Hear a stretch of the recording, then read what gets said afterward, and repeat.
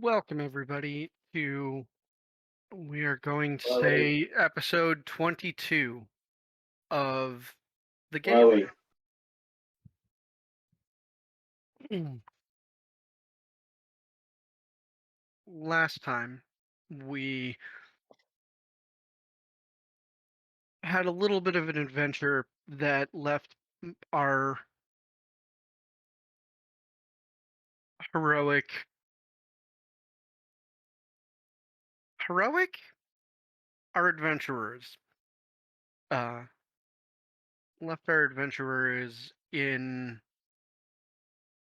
a little bit more of a terror filled space as they fled from the base of the quarry and fled back through the door to revolvers. After having a couple of prominent conversations there, they went on a little bit of an excursion to go find Buren because he had run, because he had been freaked out, and he found food.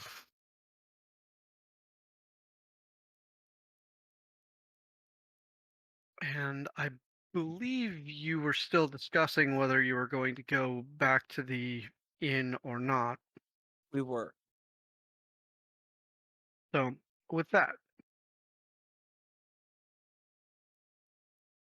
I would like us all to take that deep breath in, let us settle back out of reality, drift through that dark curtain that allows us into those spaces of imagination where we drift down out of that tapestry of odd sky through a drifting cloud down onto the street of that has a ever moving sea of people,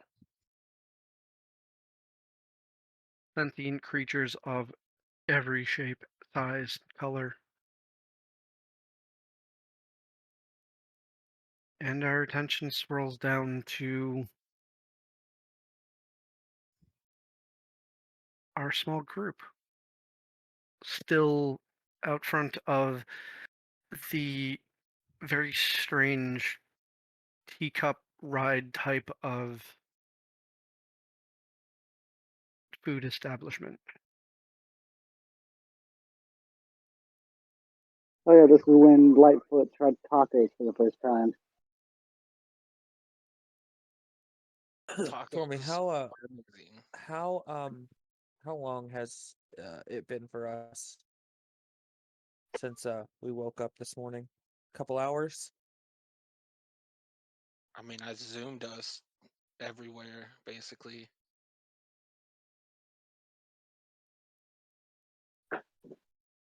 I would say it's been about 3 to 4 hours since you left the inn.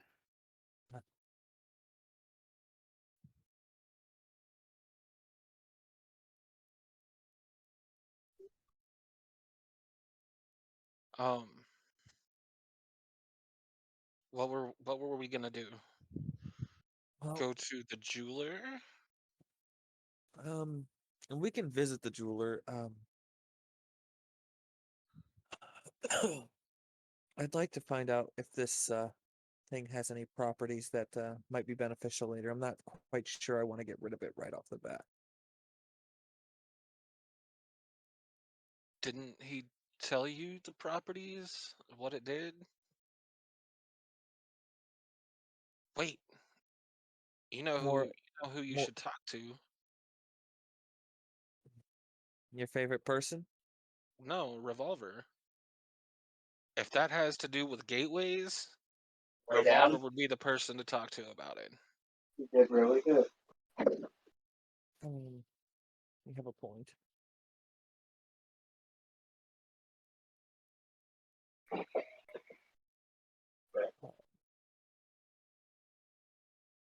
And over the table, yes, I do believe the jeweler did tell me what the properties of this thing was, but it's been a while, and I did. Stupidly, I didn't write it down. I thought you did. I thought you put it in their notes. No, He remembered he needed the black and the white stones. yeah.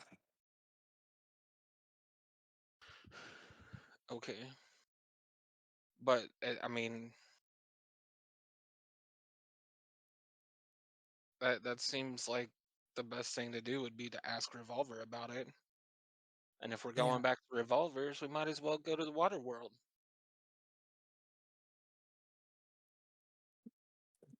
We could use stocking up on some meat. Yeah, I'm running a little low, we'll say. All right. Well, I mean,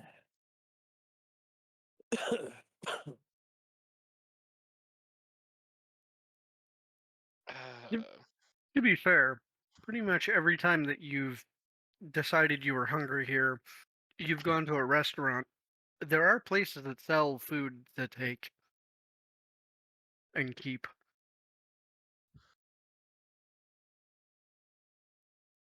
well, we could have another super badass fancy meal This is true. if we go to well, what's her face's place, um, Secret Lady place. before we head back to Revolvers, let's make a quick stop at the um,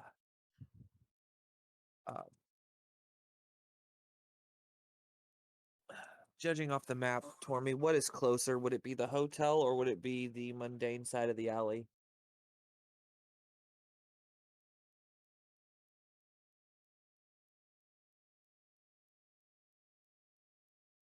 Places that you've specifically been given directions with, you believe that it would be the hotel is slightly closer. Okay. However, with Biren and the fact that he has torn ass through some of the weird places in the area, you're pretty certain they're about even distance with your particular group. Okay. Before we go anywhere else to collect any other materials, I want to offload some of this lumber that we've got. So we can either drop it off at the hotel in our room or go visit your ballista bolt lady or Bundo.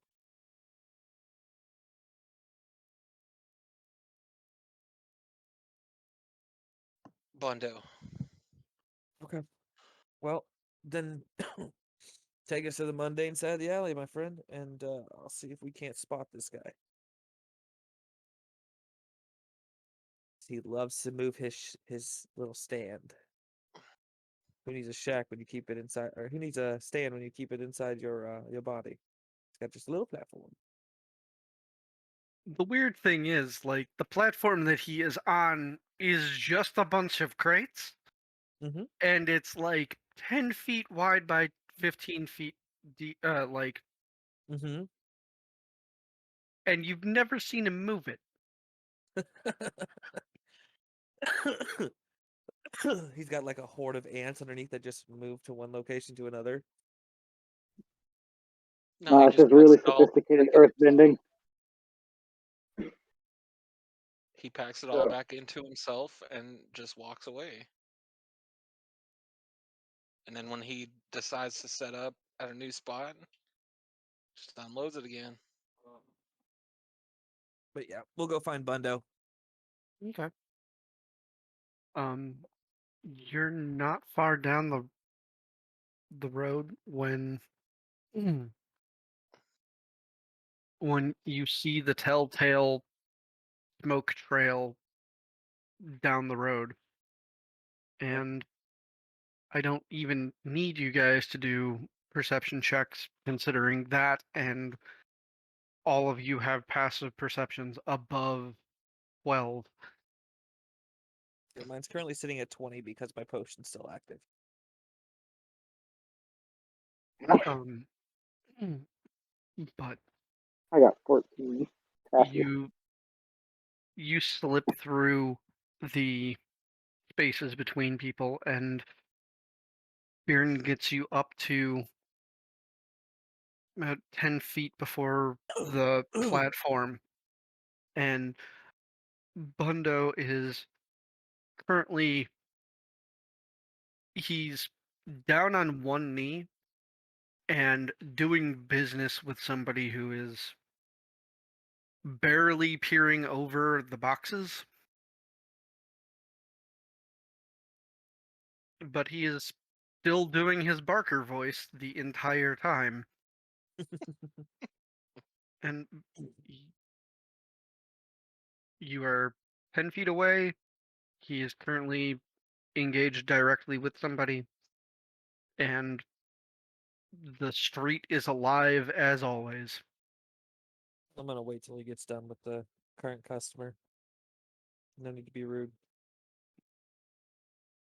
For those of you who have never met Bundo, let me go back up to his description so that I can read it off the same. This Warforged has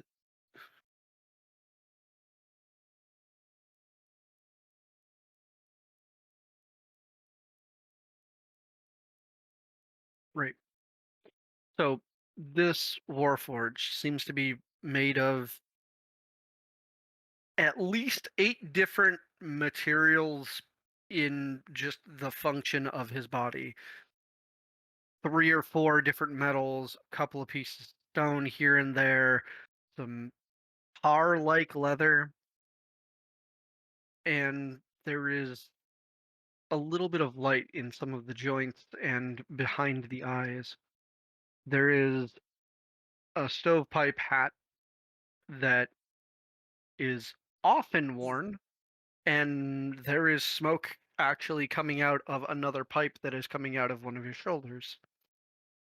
And as he comes to a stand again, and his knee, he comes up to a full stand, and then his knee corrects itself to be at a normal standing position, and he rolls back his shoulders and starts turning about. And how can I help any of you? Any of you? Do you need anything right now? I've got plenty, and I bet you have something to trade. And bark just burst out of the side of his neck, and he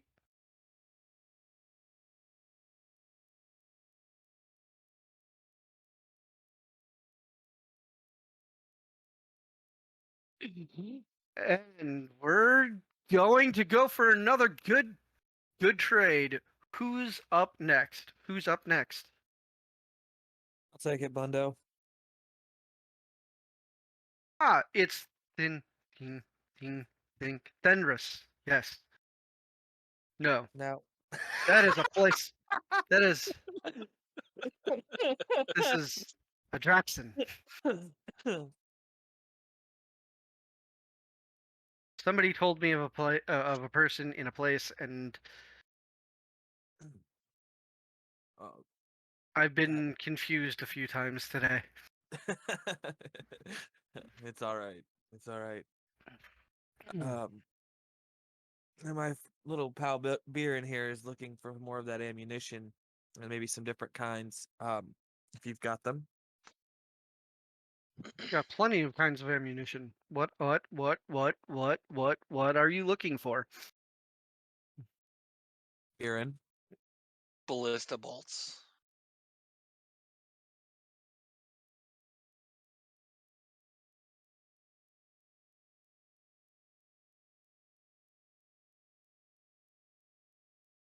$530. How many would you like? What do you have to trade? Do you need volcanic glass for anything? That is useful mainly for my trips up to the highway.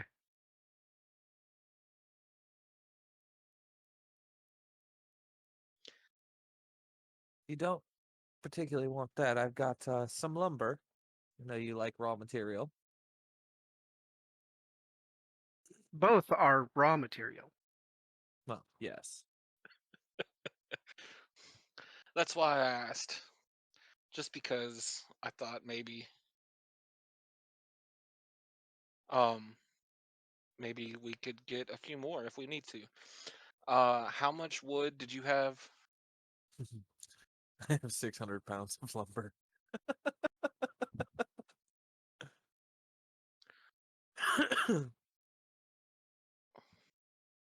How many of what do you believe you need? I can list off the amounts of how many I've got.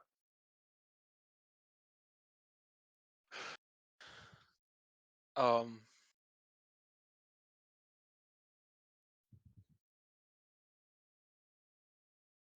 that is a good question.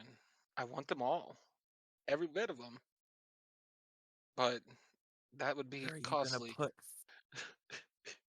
Where are you gonna put that many? In his enemies. Well, yes, but I mean until that point. You only have one bag of holding, and it only goes so far. Yeah.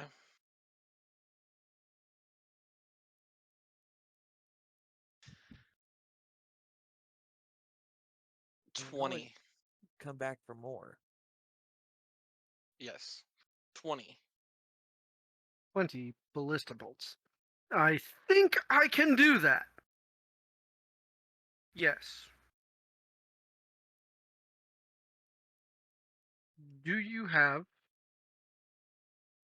approximately? You said you had lumber.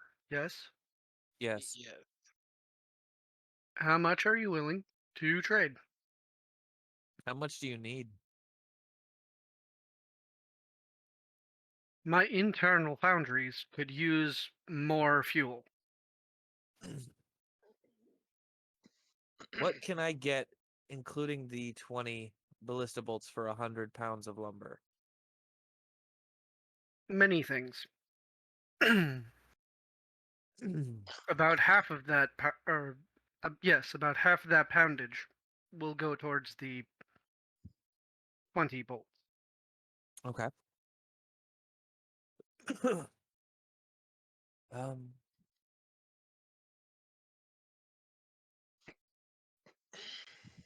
Hmm.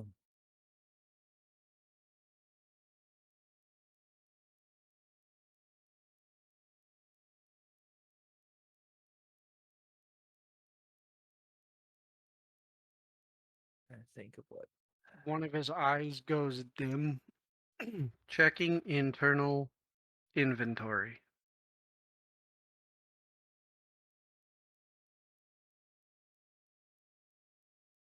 What sort of things do you have, Bundo? That might be useful to a group of adventurers. The eye matches the other one finally again. Well, you see little bits of just about everything from grappling hooks to rope to bound leathers to books to weapons to ammunition. I'll tell you what. I need. If it does not require energy cells or magic, I can create it. Okay. Then I will need 2 grappling hooks, another a 50-foot thing of rope, 2 bags of ball bearings, Silk, hemp, nylon, steel. steel. Did you say steel? Yeah, let's go with the steel.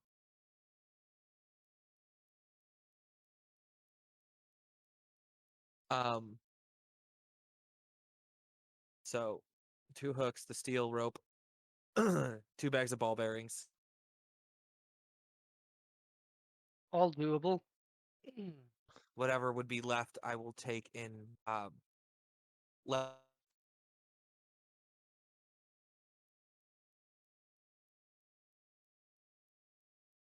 You fell off a digital cliff there.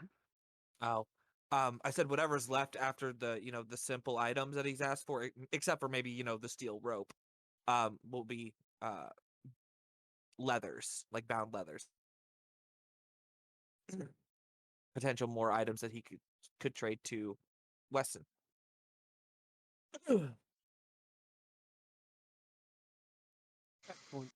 100 tons of lumber, please.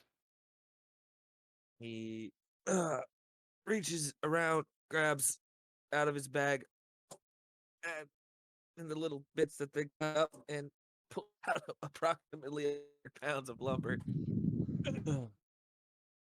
Hondo pulls open that chest plate to the right and slowly inserts all of the lumber in and then closes it.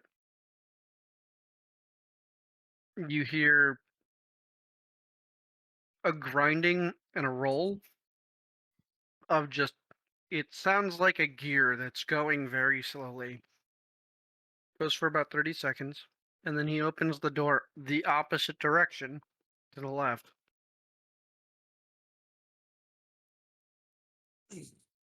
And he starts pulling out the ballista bolts first, one by one.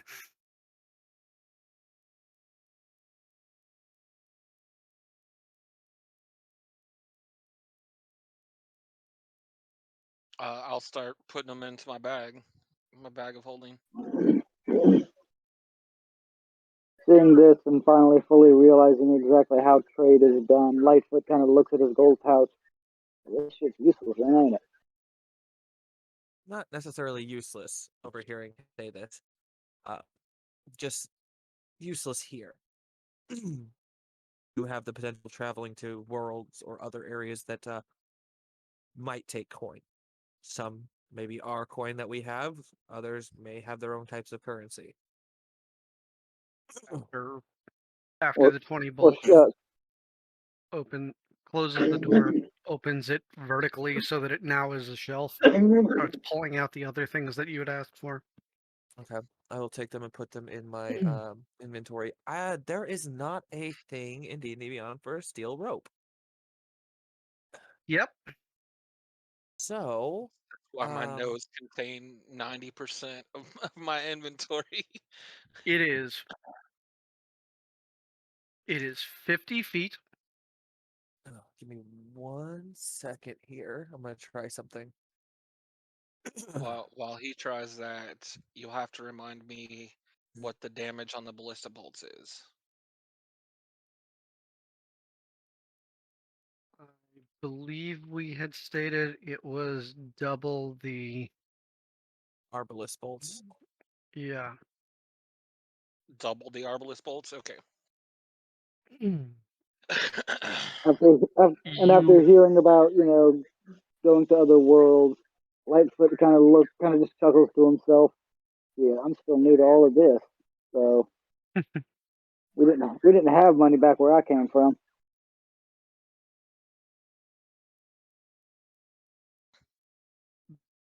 Baron, thanks to the Ant Hall belt, you will not need to be making the athletics checks to figure out if you can hold the steady.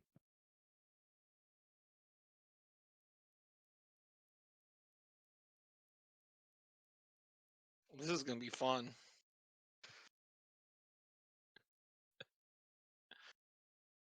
Um, We're going boar hunting. Boar Giant hunting. boar hunting. I'm gonna Oh, yeah, mock that boar to death. Oh, Mother. Okay. just wait. is there anything else that I can supply as he closes his chest back?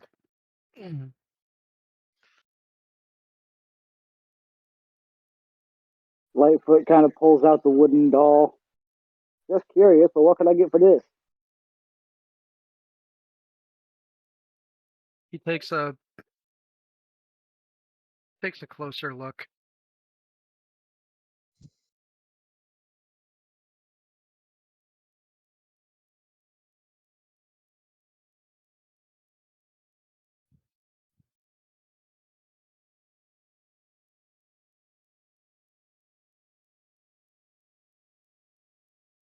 That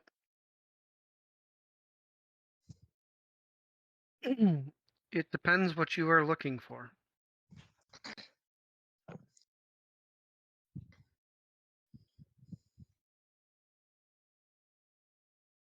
What would you be interested in? Arms, armor, supplies.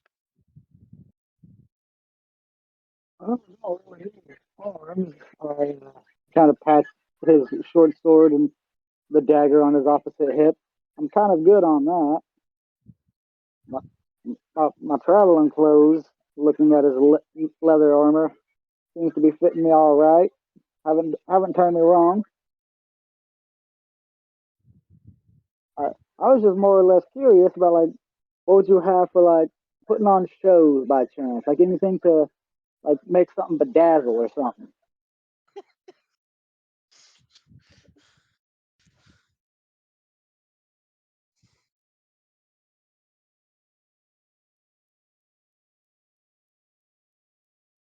I do have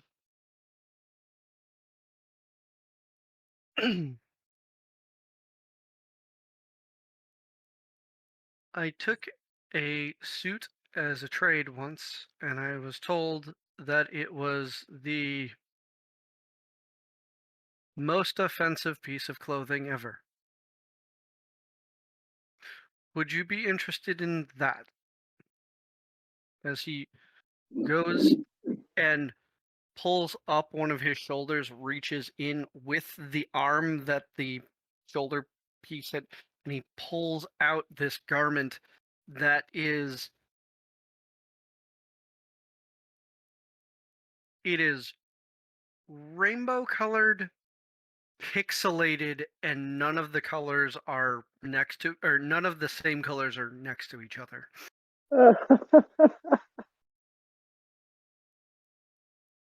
Lightfoot's eyes just go wide as dinner plates. I love it.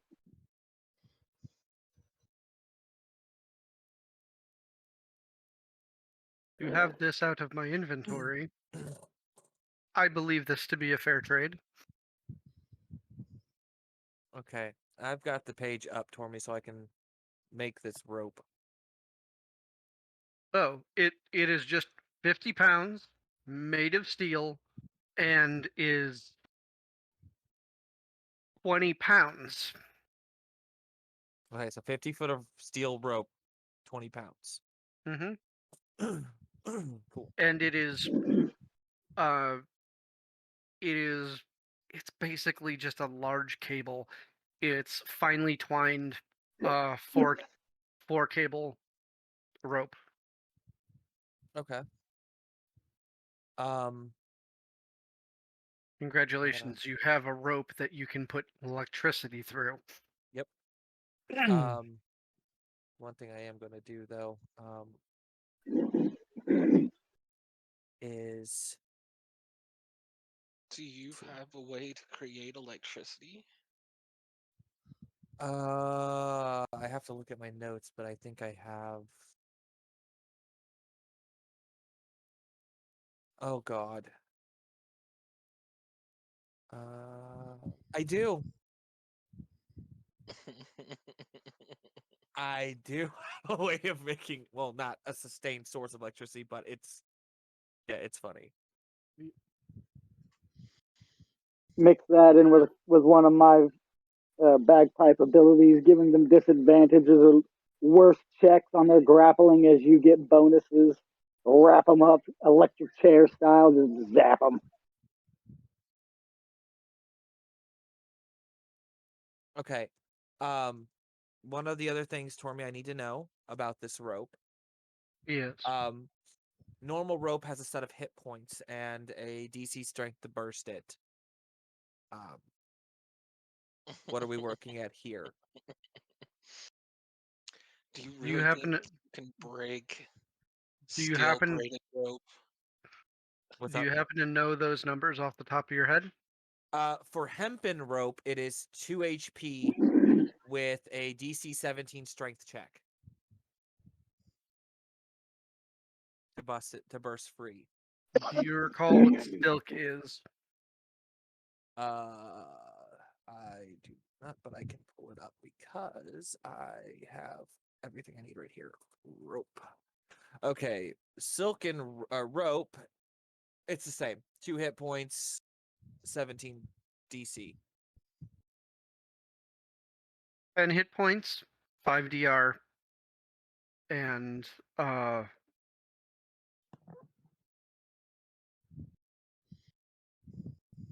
25 for the DC. Okay. So. 10 HP. For the record, Lightfoot is happily willing to make the trade, the wooden doll, for the, as he says, vulgar garment. DC. Okay.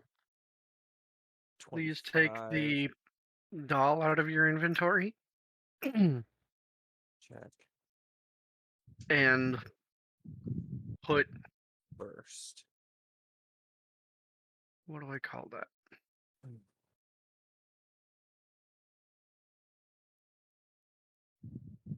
Pixelated anti-camouflage? You have disadvantage on stealth checks now. No. Well, I mean, yes, you have disadvantage, but everybody around you has advantage. So basically the opposite of the elven armor, that if you have the hood up, you get advantage on stealth and everybody else gets disadvantage against you.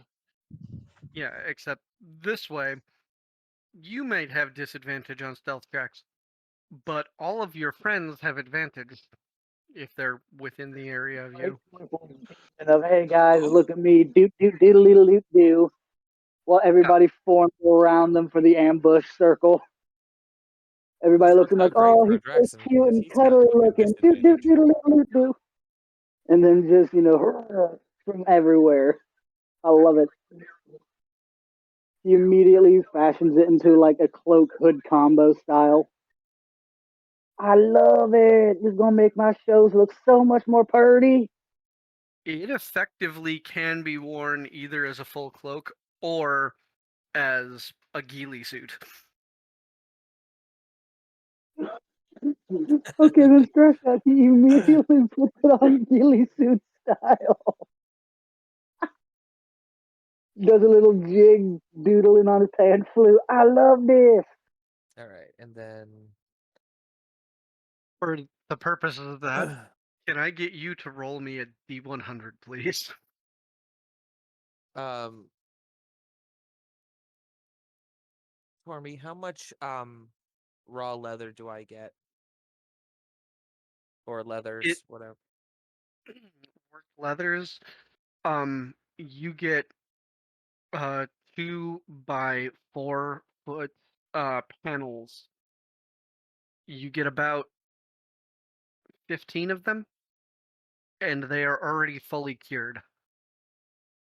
Oh, okay, cool. So I got a 93, by the way. 93. Yes.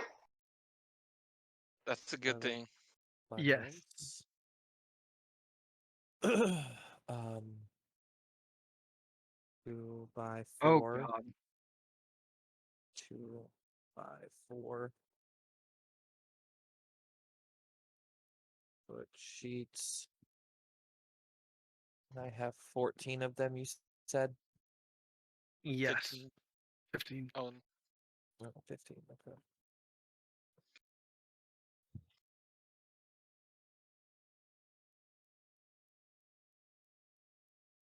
Perfect. That will.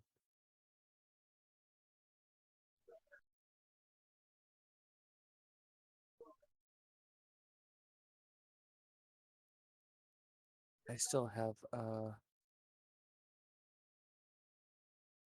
crap ton of other stuff. I might have to go to my stuff in the garage and get more D10s.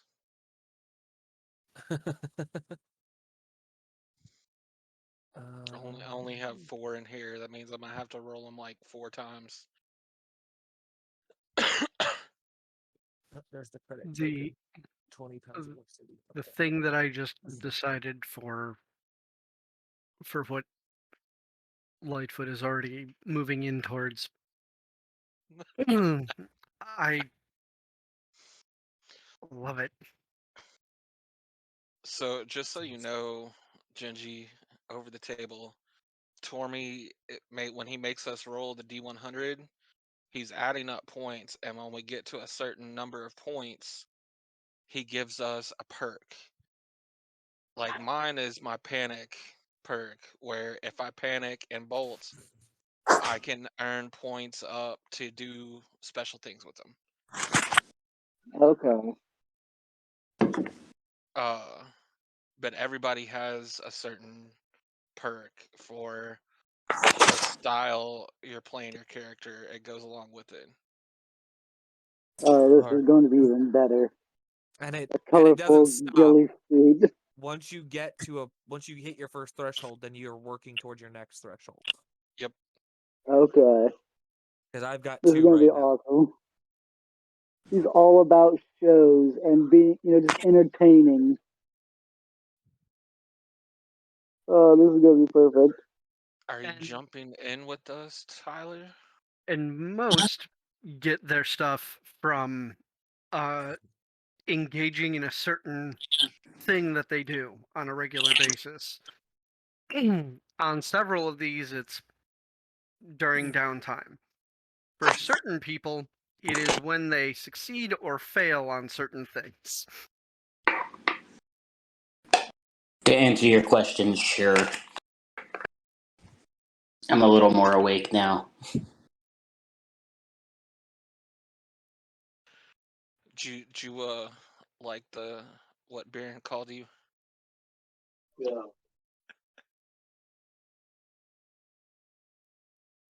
You just missed it. Time. Gingy just traded his wooden doll for the world's worst stealth suit. Lovely. Imagine a ghillie suit made of pixels in rainbow color where they don't match up. That's great. It's so character. And he's wearing it character ghillie perfect. suit style. Um, It's going to be beautiful. so Is that everything with Bundo? I do believe so. Also, that ghillie suit is made out of something that you've never encountered before. Some Oh? weird material. It is not metal. It is not fibrous. Well, it's not plant based. It's not animal based. You don't really know how to really talk about it. It is made out of something that is very smooth and fine, and effectively it is high grade tinsel.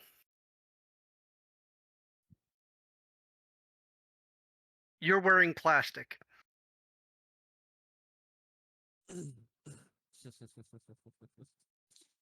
Guys, look at my new outfit. I'm not sure what the hell it's made out of though. It's not plant, and I ain't never seen nothing like this out in the animal kingdom before. But ain't it pretty? It's Biren has a look on his face like it's the most horrendous thing he has ever seen in his life, but he doesn't want to comment. Draxon just has an eyebrow raised, like, well, it's unique. It reminds me of the flags of my circus back home. Ari looks at him. That is horrendous. Why? Like I said, it reminds me of the flags back home. Now maybe I can start spreading the word of my family circus. Get them some more business. Ari Or- just lets out a very loud and audible sigh. Of course, I'm not sure how many people are going to willingly go into the Feywild. Yeah. Who Yeah. knows? So to revolvers. Is there anything else that you would like to trade? Actually, I'm trying to think here for a moment. Hi, have you met Bundo yet? Yes. Yeah, I met Bundo. You're currently at his stand. I'm good. There's nothing I can think of at the moment that I would want. Ari, What? look what I got! And he pulls a ballista bolt out of his bag. Ari just goes a little wide-eyed, and then he's like, well, I mean, that fits. As he's, like, just scanning it with his eyes and just like, I like it. It works. I have an idea. Bundo, question for you. Mhm. There's something that I want to know if you can create. And it may be a piecemeal project, but I think it could be interesting. Can you create a chariot? Yes. Biren, how do you feel about pulling a chariot? I love it.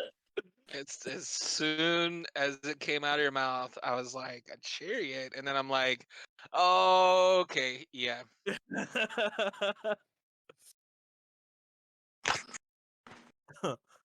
I mean, 3 questions before I establish the trade amount. uh-huh. How many wheels? How many platforms? And All megawatts. heals. I well, would we say. could supply most of the wood for it Mhm. if we make it out of wood. I would say, yeah, let's for now we'll test the theory. Reinforced wood.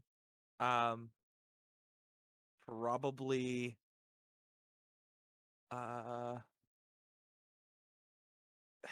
wish it would give you more of an explanation, but it doesn't really explain how much it can carry.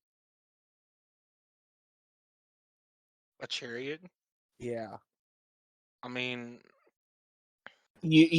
Ari just kind of looks at you, pulls out his notebook, scribbles a little drawing of Biren pulling the thing with you, me, and a couple others in it with like our estimated weights, just based on what Ari thinks it is by size. And then he goes, shows it to Bundo, and he goes, something like this. You think you could do that?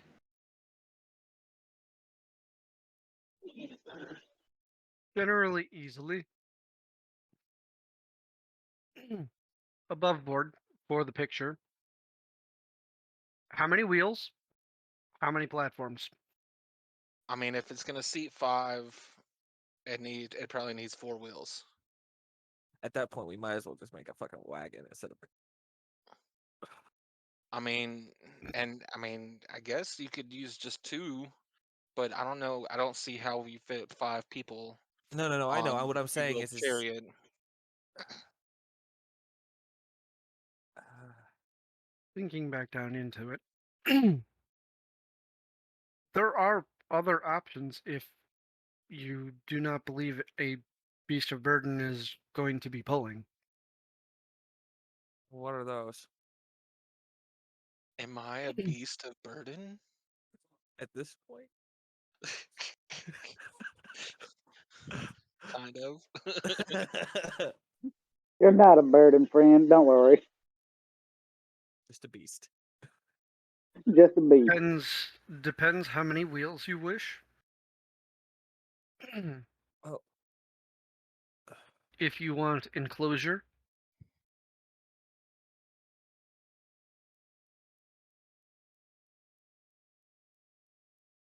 I mean, Enclosure might be honestly, nice. we could get a covered wagon and if you figure want it out propelled, how to. held.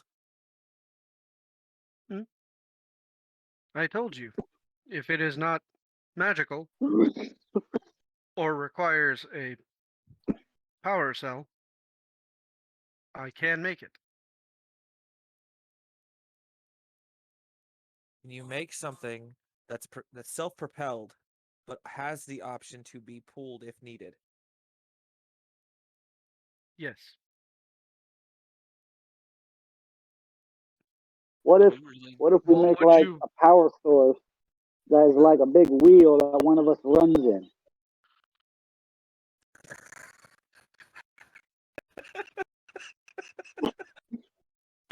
Give Baron a fucking hamster wheel. Yeah.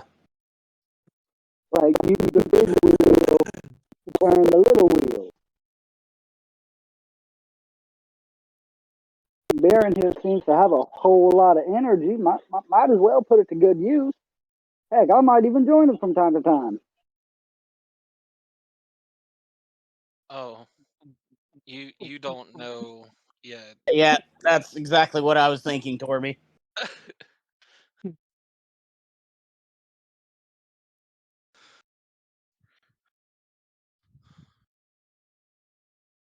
Let's just put it this way, I Genji, have over the table real quick. Mhm. Genji, Baron has the ability to go 210 feet and around. Okay, see, above table, Lightfoot doesn't know that. Lightfoot Yeah, I was thinks just he's gonna say rather fast he hadn't seen it himself. yet. It'd be one of those moments of like that hamster that trips and just stays spinning with the wheel. Just, ah! It would. He just hold out his flute and just finger motion while the wind blows through, diddling out of tune. The only thing I have a issue about is we would need something that we could perhaps have collapsible. Yeah, because it's got to fit through a door.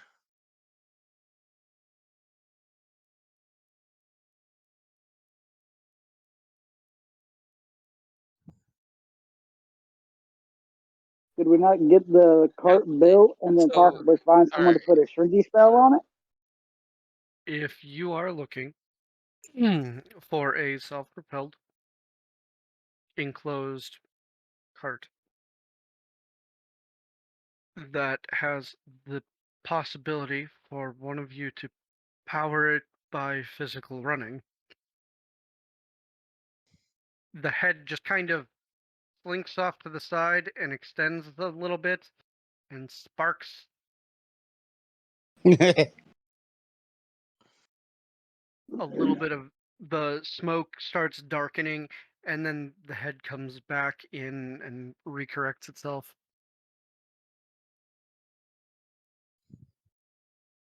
there is a design that I have done once before.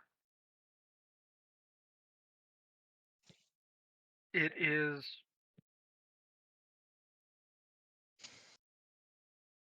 possible to make it also collapsible, but it will take time to collapse or reconstruct. About how much time? Mm. If there is no fuel source, I would say about 10 minutes worth of work to compact or expand. That's If doable. if there needs to be a fuel source other than this running, such as coal or wood or combustion, then that would take much longer. No, the running would be fine. And the 10 minutes sounds doable. It's plausible for for what we would be doing. No, I think that sounds pretty damn good. Here's the downside though. If we're running away from something like a horde of undead soldiers or a hydra, Or that damn worm thing we found. I think I need to make a roll.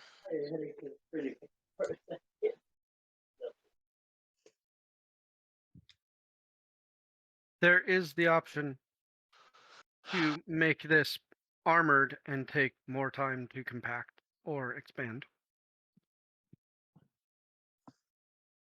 Well, but if we're trying to get away from something, because there's been several times where we had to bolt back through the doorway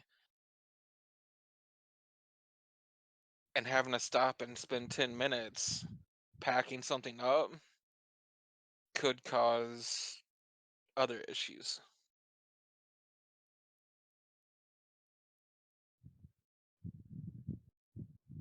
It wouldn't be something we would use all the time.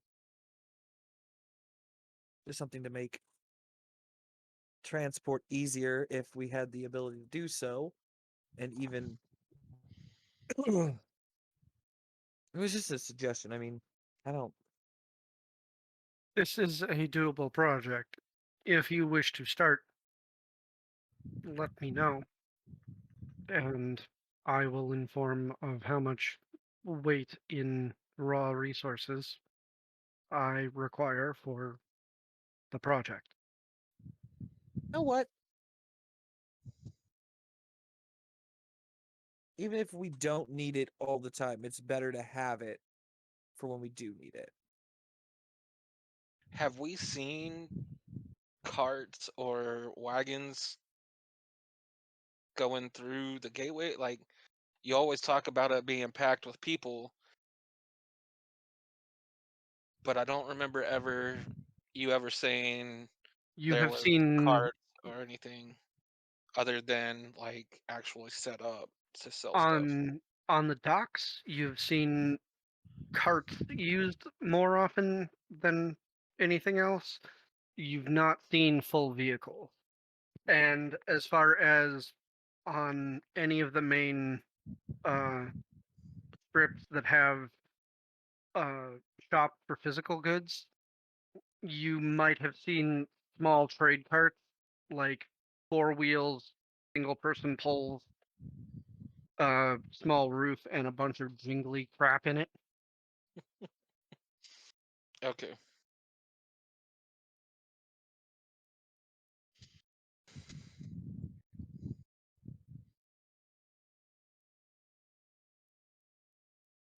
Do it.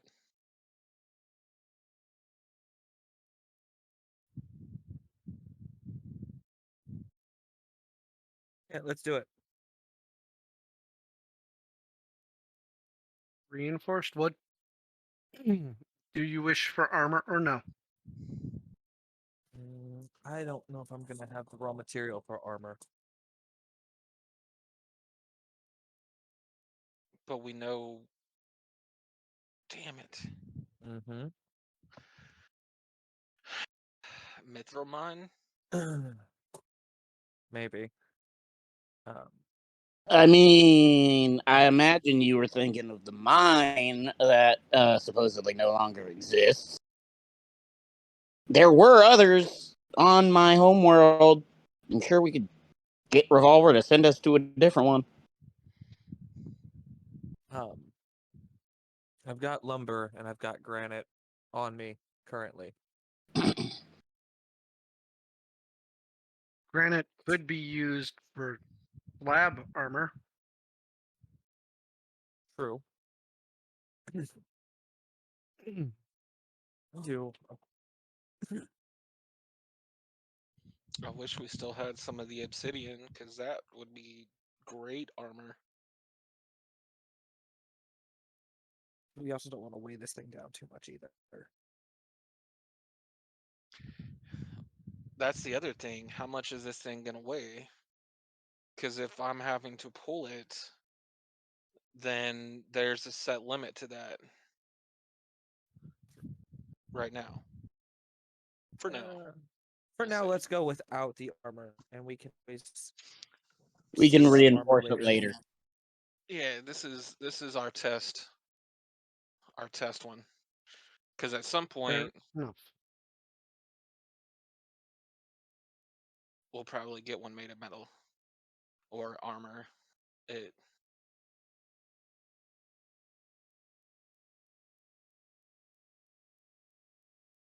400 pounds of similar quality lumber as before would accommodate not only the project, but the costs of my foundry.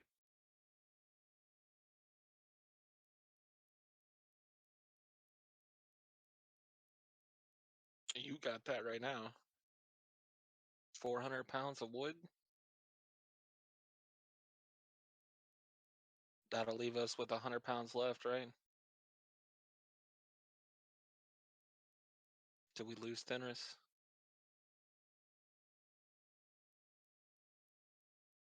I think his internet crapped out on him. It's about that time. Big poop.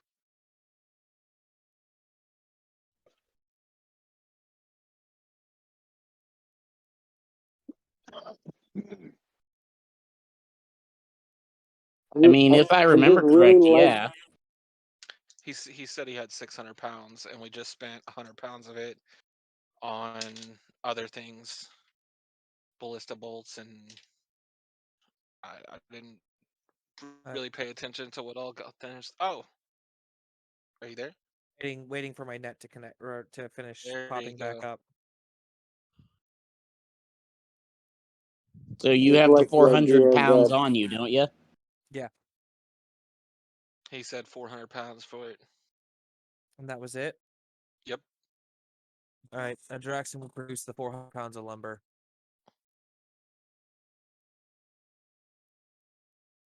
I just like the idea that with this anti-camouflage bullshit, that if we come across like any bandits or something, then Lightfoot in first, while everybody else kind of flanks around, and then I can just drop like a third level hypnotic pattern, and just if they fail their wisdom save, they're just locked down, just down for the count, staring at all colorful lights, all diddly. That'd Stand be you up on hilarious. top What of the it. hell is this? Stand you up on Like, top what of the the hell? carriage, and they won't see the carriage. Right. It was like, why the hell is there a floating rainbow goat? Doodaloo-doo-doodaloo-doo-doo-doo.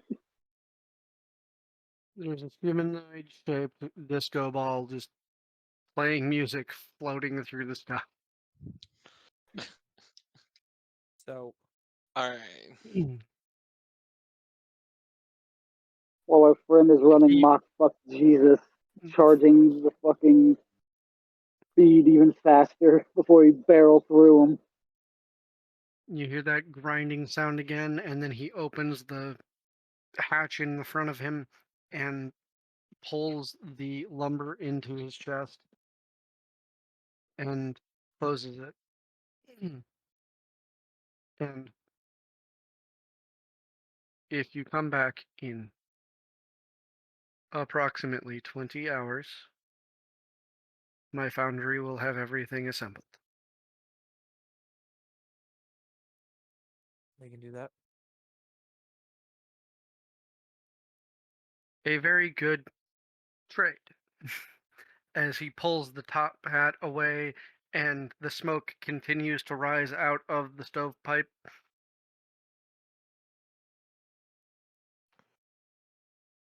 He puts the hat back and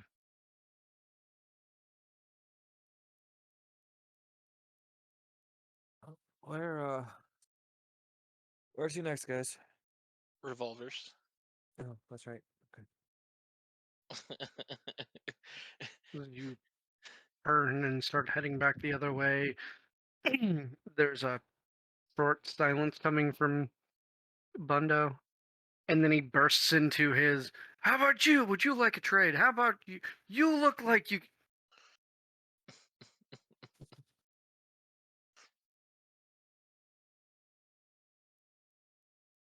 And your merry small band floods through the street, goes through the sea of people, led by Biren, and you end up in front of revolvers. And as you step into that marble hall, the cacophony of the street behind you dims, and you are in the somber marble hall with the 4 doors across the back wall, and the dwarf with his desk finishing up the last key that he was just asked to make. Oh, that's right.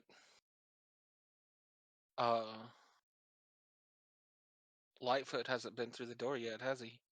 Mm-mm. Nope. Did That- Ari ever get his actual key? That's what what he's he's finishing right now.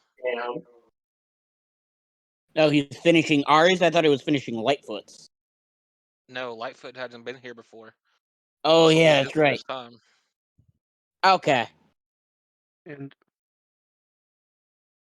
you see him actually just polishing something shiny with a rag. And the rag is slowly deteriorating.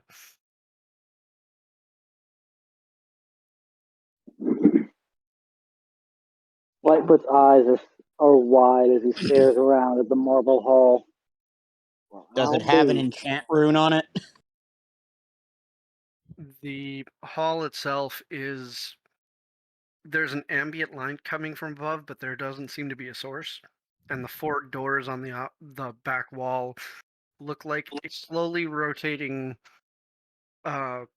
glass rotating doors, but they go into light. As far as enchanting, no, it doesn't look like the item or the rag have any enchantment runes on either of them. Oh, I wasn't being serious about that. I was making a reference to an anime I just watched a while back. Because the towel had a disenchant rune on it instead of an enchant rune, and I was being a dork. I'm sorry. Be all the whale phallus you can be. So,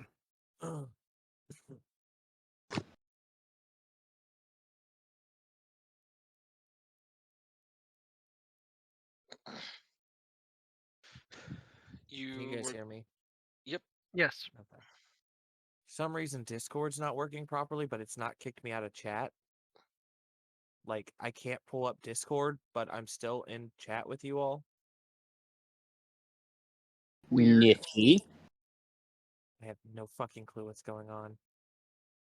Anyway, so approach the desk. Greetings, Revolver. Just in time. 4. Holds up the symbol that you had asked for. Oh, lovely. What do I owe you? Have you already paid in? Oh, yeah, that's right. Well, He did. Adraxan already paid. And you're handed the symbol that you had asked for, and it is about 3 inches across and worked into a medallion. Okay. I'm sorry, but for the life of me, I cannot remember what the hell the symbol I asked for was. It was over 2 months ago, out of game, so I don't Ye- blame you. 'Cause I'm an idiot and I forgot to write it down. I believe it was either a harp or like your family sigil. No, the flute. Oh, Copy yeah. of his flute. Yeah, that's right. It was a copy of his crystal flute that he cherishes. That's right. Thank you for remembering, gentlemen. I need to take a very short break. So if any of you would like to continue, go right ahead on role playing in the moment. I'm going to go do something that's important and come right back. They are collected around, and Revolver had just handed Ari his symbol, a 3-inch mithril flute on a medallion or on a cord.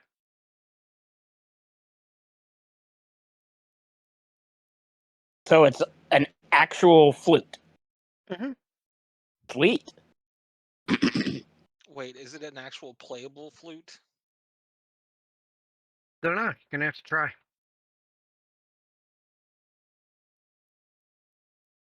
Ari just kind of looks at Biren and goes, "That's an interesting question." Now, in like the flute itself, you said was how big? 3 inches long. Oh, he's deftly just holding this thing and kind of blows into it. And give me a moment here. Get to the thing. While he's getting to the thing, above the table, the head of those ballista bolts, are those made of metal by chance? Yes. Ooh, All this right. is going to be nice. I've I got an idea for that. I rolled performance to blow into the flute, and I got a 24.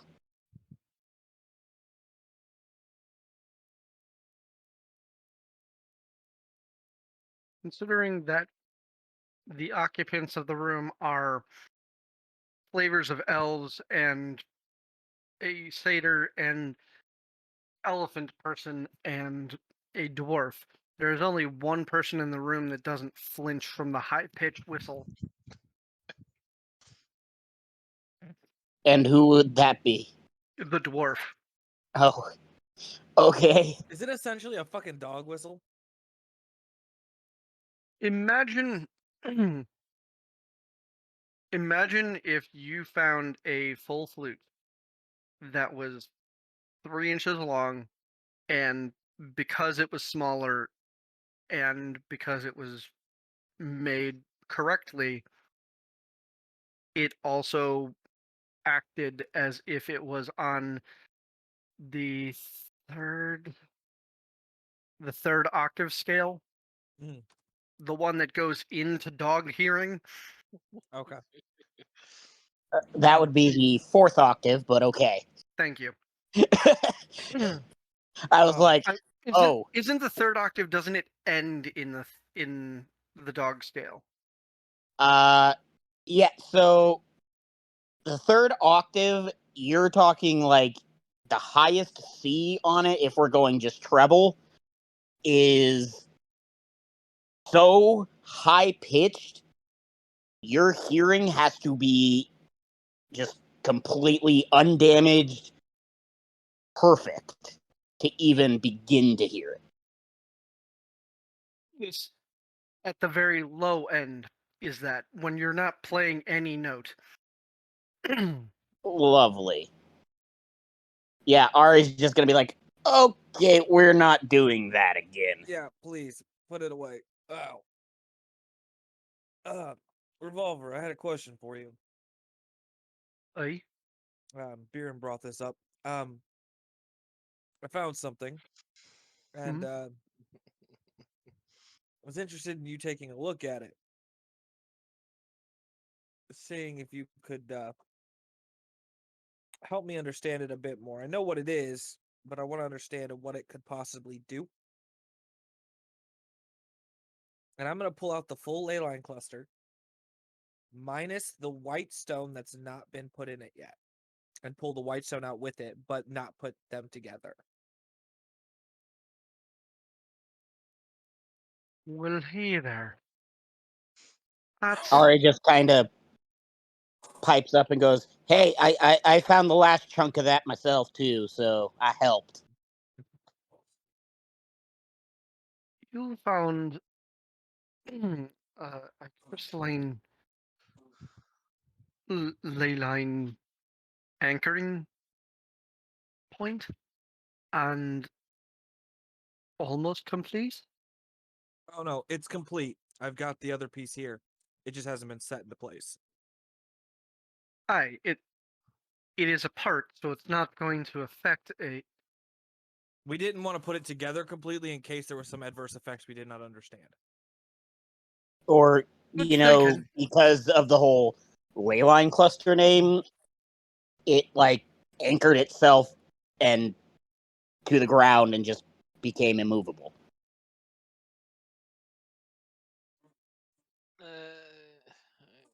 Well, most of the way, it's not that way. It doesn't physically anchor itself anywhere. It can be anchored places, but it anchors the energies of the universe so that things flow correctly and so that ley lines can be bent around it or tied to it. When a cluster is fully put together and it happens to be on a ley line, the ley line ties itself to it. And therefore you can move the physical cluster and it will move the ley line from the other points that it is closest tied. Like re-establishing a river. Interesting. You can move They're rivers? they're kind of rare, but I mean most worlds have them. And you can. It's it's fucking difficult, but it can be done. So what would you suppose one of these things could be ultimately used for? I mean, I know what they are used for. Obviously, you've explained it to us. What's its trade value? Kind of deal, I'm guessing. To a That- point, what could it, aside from establishing it in an area that needs a ley line focused, or such, is there anything that it would be useful for what we do? Really, there are three big uses for them. One is moving a ley line so that it's not going through a dangerous point or trying to go through a null zone, which is a whole different problem. The second is establishing a point where the ley line won't move from, where you can establish a strong point of magic that will just continue to build as the crystal grows. Largest cluster I think I've ever laid my eyes on, about 3 miles wide. Mm. It was impressive to say the least. And well, that city took Baron's jaw just drops. there was so much magic in that place that they were kind of giving it away, and most food was magic there. Interesting. After the second collapse, there they made that park that I sent you to. Oh.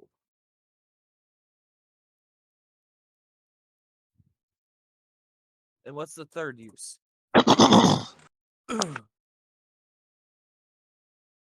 So there are certain very potent mages out there that deal in the forces of the universe themselves, gravity and time and the like. Mhm. And these can be grand focuses for them when they're doing one of their larger projects. The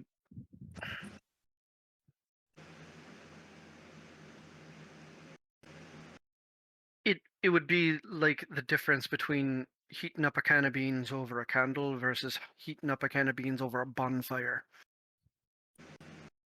I see. You can do it either way.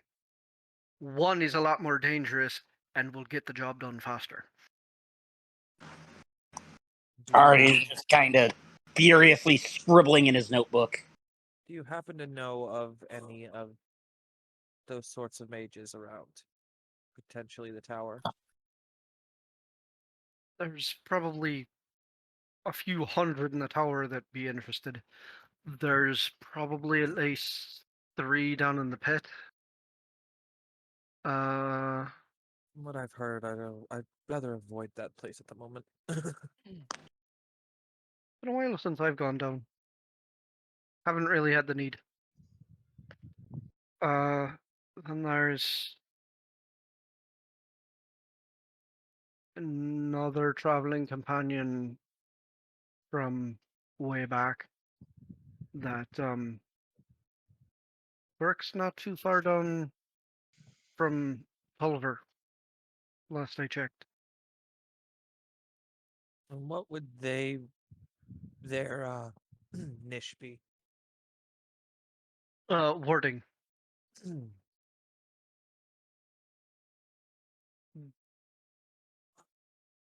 Mobile and stationary wards. Defenses. Abjuration. I see. They,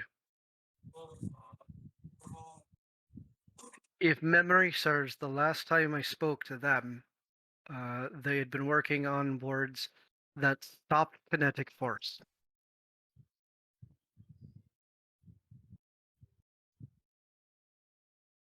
Stop kinetic force. Like, just dead stop completely? They were working on it, so it wasn't going well the last time I talked to them, but that was years ago about it. It sounds like this individual might be worth paying a visit to.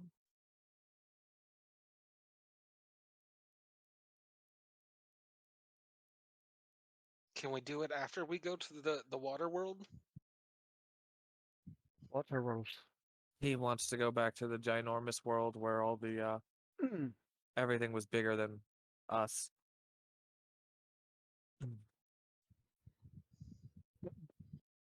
Heading back on there. Well, you just got your key, and so you're gonna need to we're gonna need a loner for our friend.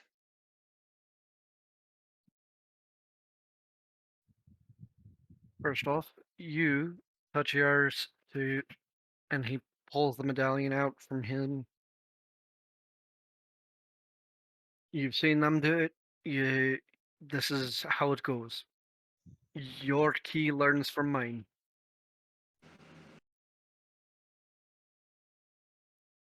Holds the medallion out to Ari.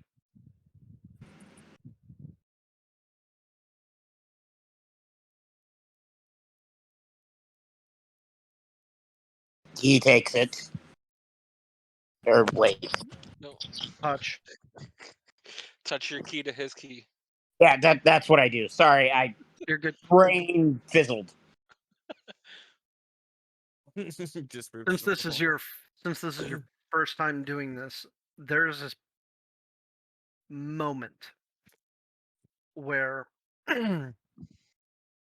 there's a flood of understanding of how the universe is connected through gateways, through ley lines, through time and space, and a few other dimensions that are you didn't have words for before. And you certainly won't have those words after. And as the moment collapses, you find that the key is now slightly warm, and you feel as it knows the way back and forth to the place that they are talking about.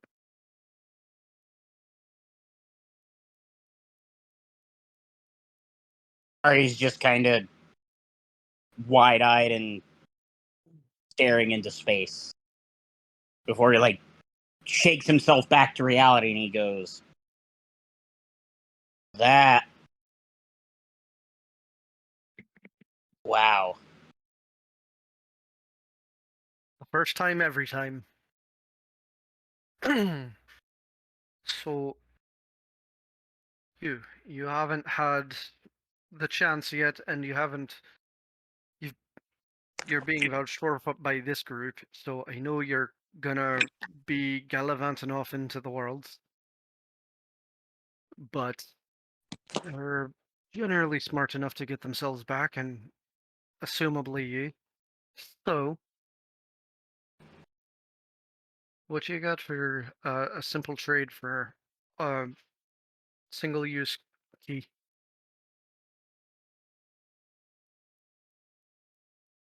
I'll cover him, Revolver. I notice you have you. How you feel about stonework? Just kind of I pull out a small chunk of granite.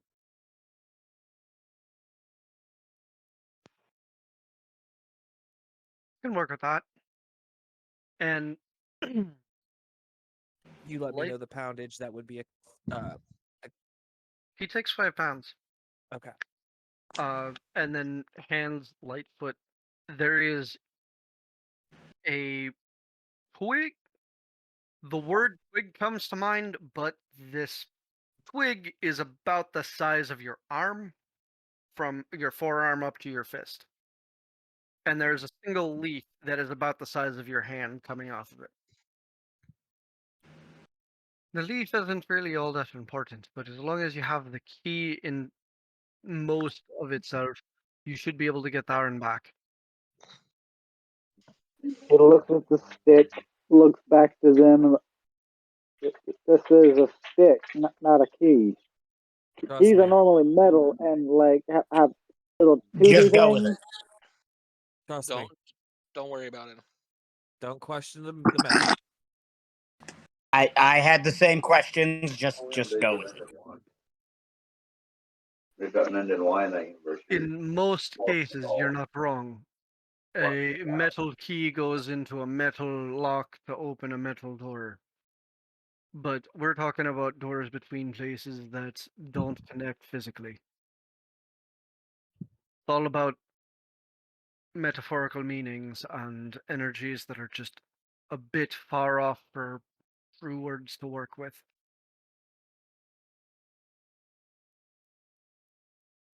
in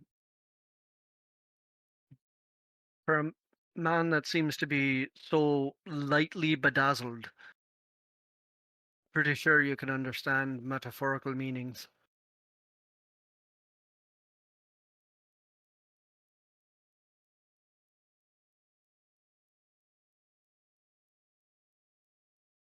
So you're going back. Are you going back for more water, or you going back for something else? I thought we might try a little bit more water. Our other Bjorn has companion, a huge grin on his face. Cap, still has a pretty decent supply we haven't touched. And we thought we might possibly stock up on some raw meats and stuff. I believe this will be the first time I have gone there. Hey, That's why you had to do your key to his. Gotcha. So it could learn the way for us. Right. so you haven't gotten the base lesson. So, for the exception of these keys that can learn multiple pathways, the other standard way is having a single key to and from that comes through the gateway. Goes to one place and one place only. Okay. These, like the one that you just got, those can be linked to others if they travel the way themselves or they learn from another key like them. Gee. And well, I'm still top 10, but I think I've slipped down to the 8th best traveled person within all of the gateway. I see. So you got that going for you while working through my place.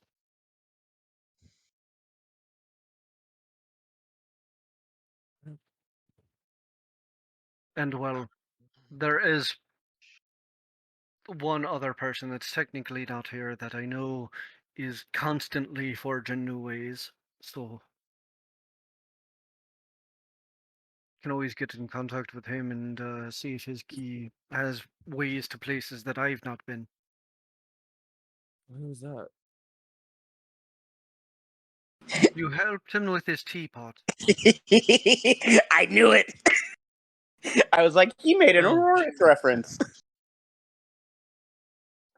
Oh. That man goes places well before he realizes that he's heading there. And so often he gets in over it. That teapot has been in so much hot water.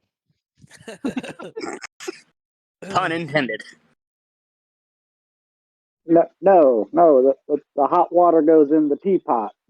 No, it doesn't. It goes on my dick. Okay.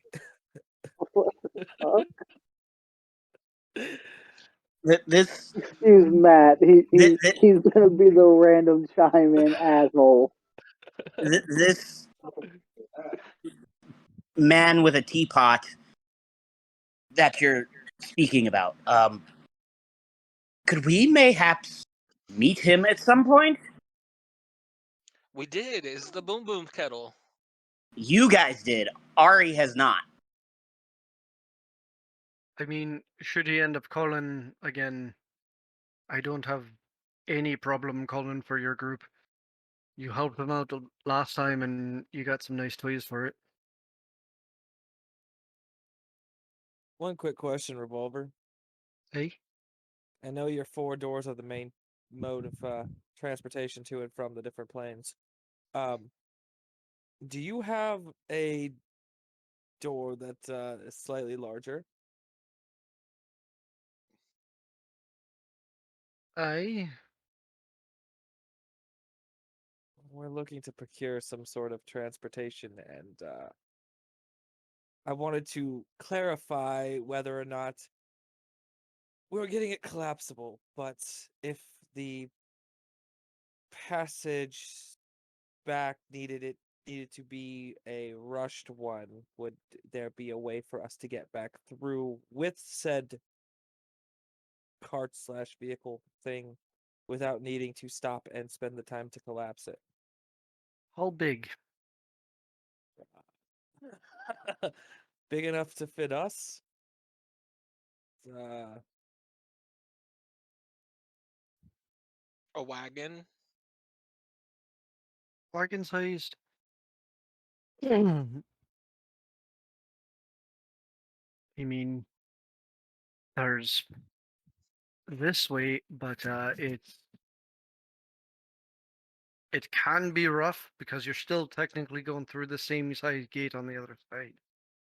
But I you see him lift the top of the desk and put his hand in, and then you hear a click, and the door or the wall on the right just kind of slides up and comes around to rest up at the roof. And there's just a orange space. So essentially, the wall just opens up. Yep. It garage doored up. Gotcha. That's great. fair enough. It's a 30-foot wide, 30-foot tall wall. It just beep. Ari's just looking at it like, Well, "I'm that's like you more and more." You can understand why I don't have that open all the time. yeah. At least one of the reasons. I mean, reaches in, you hear the pop, and the wall goes back down. It's good to know. I appreciate it. Well, troop, I think it's time we head out. Yeah, sure. If you have time later, I would love for you and Biren to tell me about your little experience with this tea kettle man person thing. I made Sure. everything explode. It was awesome. It was quite an interesting time. Well, I mean, don't forget you also watched the man golf swing a creature out of his teapot. That's the one thing of that game I will always remember is scoring high enough on the attack roll that I just golf swing the motherfucker out with I a mean, red. Draxon also this is Spartan one out of the teapot, so Yes, that's true. That was a fun game. all these Alright. dudes have been fun. But Go through the door. Let's go. Fastest route is the far right. thank you, Revolver. Always.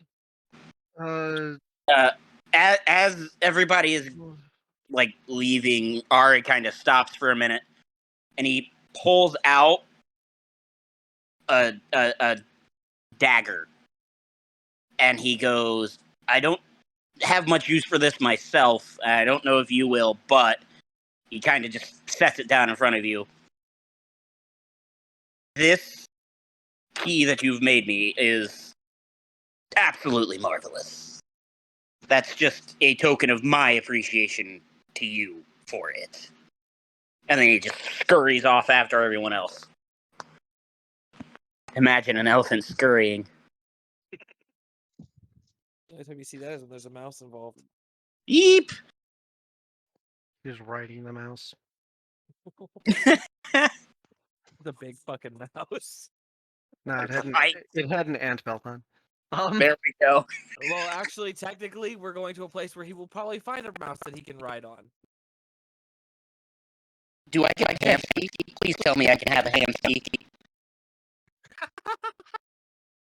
I'm glad you got the right Fenris. Thank you. I Uh, was hoping you would. that's awesome. So, as you take your steps through, it is like the previous times.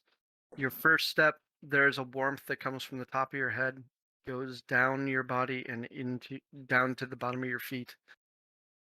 Your second, the heat recedes back from the bottom of your feet to the top of your head. And the third, you are in the new place, leaving the light between behind you.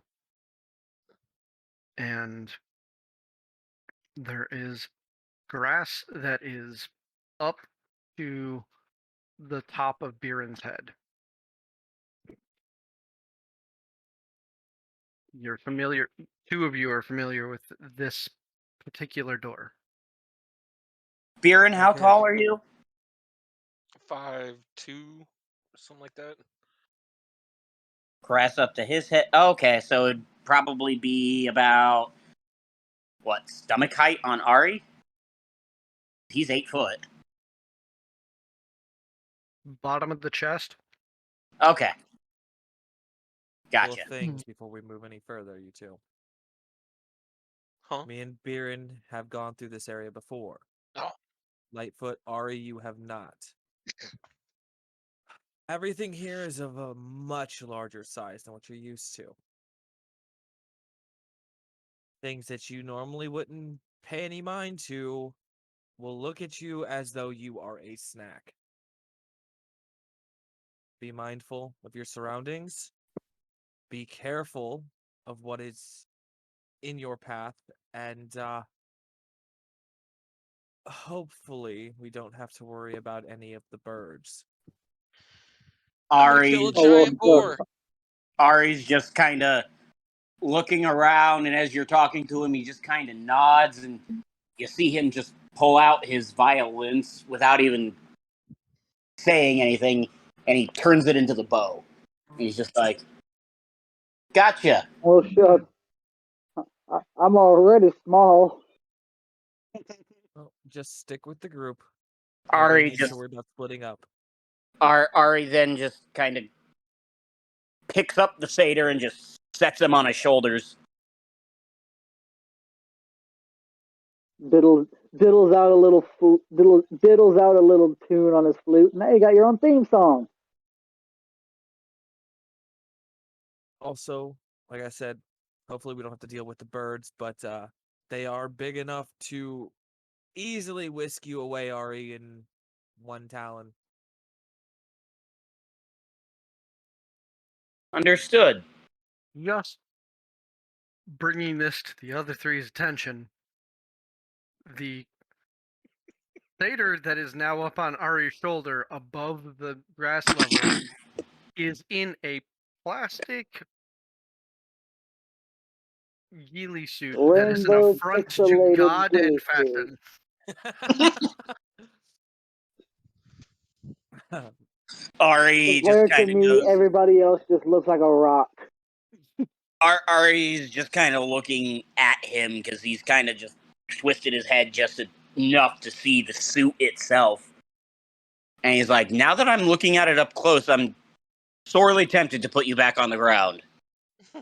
It honestly It- might not be a bad idea so he doesn't draw too much attention. I Better was for about him to say dig the into same thing. grass. That macaw up there is looking at me like I'm a tasty snack.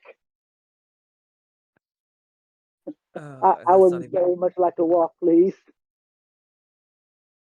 Biren pulls Well, out then his get bow. down. Are you afraid of heights or something? You will be when you get whisked up into the air by something that's 4 times the size of you. Well, I was talking to him, who is sitting on an 8-foot elephant's shoulders, so he's probably I a was good just 10 foot in the air. I was just letting you know so when I dismount, I don't accidentally kick you. At this moment, I go ahead and I do Before a fancy you can little do flip anything at that through the comment, air. shove. Just shove.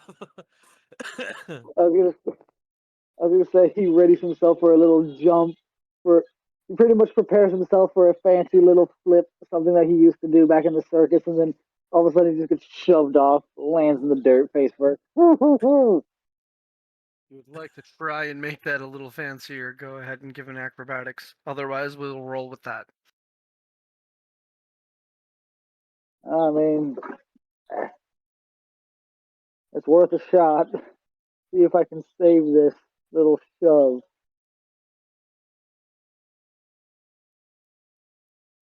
How about a 15? You hit the ground on your knees, roll forward, do a somersault, and come up on your hooves. Ta-da! Ari just rolls his eyes. Alright, well, let's, You two lead the way. As y'all see Biren pull a ballista bolt out of his bag and put it to his bow. I am going to. While, that's all going on, the Satyr and then Ari real and stuff. Tormy, did we technically qualify for a short rest?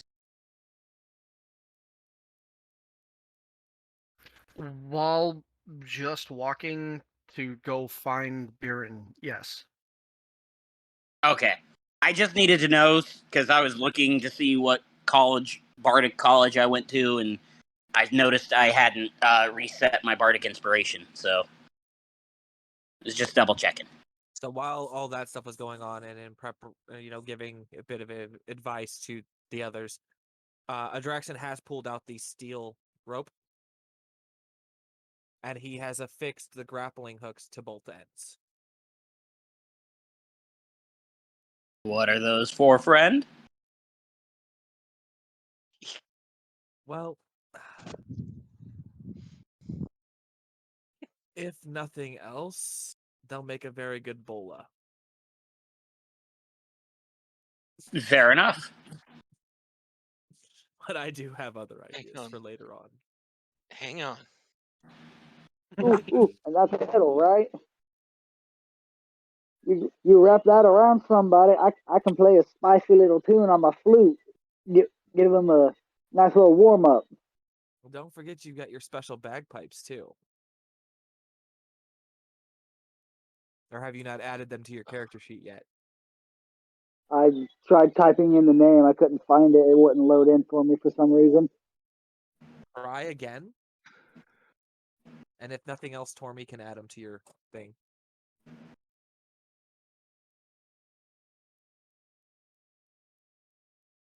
I have an idea, Adraxan. What's your idea, Beard?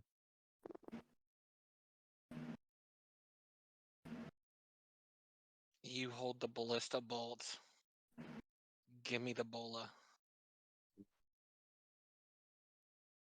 Well, I I'm don't gonna- want to. Fire it out of the bow. My idea here isn't to use this right off the bat. I'm saving this for something important. I'm also not seeing the item. You're not seeing the bagpipes of calling. Nope. Really? I just looked them up and they're there. They And- are a purple item, the bagpipes of calling. I got a blue for my first item. Why'd he get purple? What the hell? Did you guys put a space in bagpipes? Because I didn't. I'm looking right at it, yeah. Yeah, I'm seeing it too. I So- just have the word bag and I don't have it. I typed bagpipes of, and it popped right up. I just put bagpipes in. Bagpipes and living bagpipes. That's all I see. That is so That's fucking weird.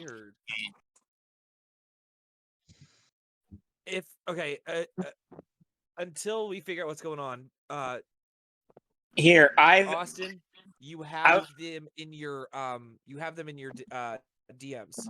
We did Well, send I them was to going you. to say, if he wants to use them, I've added them to my sheet. That way, if he says he goes to use them or whatever, I can pull it up and be like, "Hey, boom, here you go."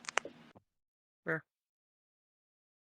don't know why you guys can't see it. That's fucking weird. Because And then once we can figure out why they aren't able to add to his sheet, and we get them added, I'll take them off.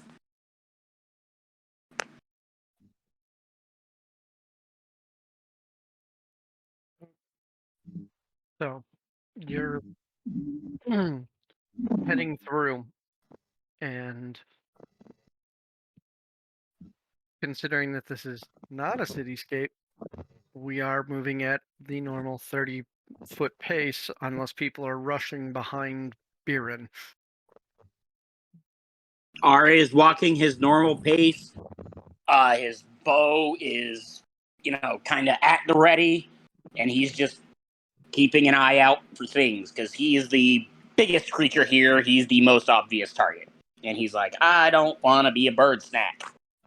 and I have my head on a swivel. Hmm. I too have my head on a swivel. Perception checks from everybody who is looking or listening. You said perception? Yes, please. Ooh. Advantage. Where is? Hold on. Oh, I had my dice right here, but I'm not seeing them. And if anybody is trying to be sneaky, go ahead and roll your stealth. Since the ghillie suit is in effect, anybody who is within 10 feet of Lightfoot, you get advantage. Lightfoot gets disadvantage. I'm not even bothered trying to roll stealth, but I got a Tormy? 19%. Yep. I had to roll perception at advantage because it's Yep. one of my things. Because the advantage was 12, there's that. However, the first die that fell was a nat 1. Do I go with the 12, or does the nat 1 just automatically... No, it's advantage, so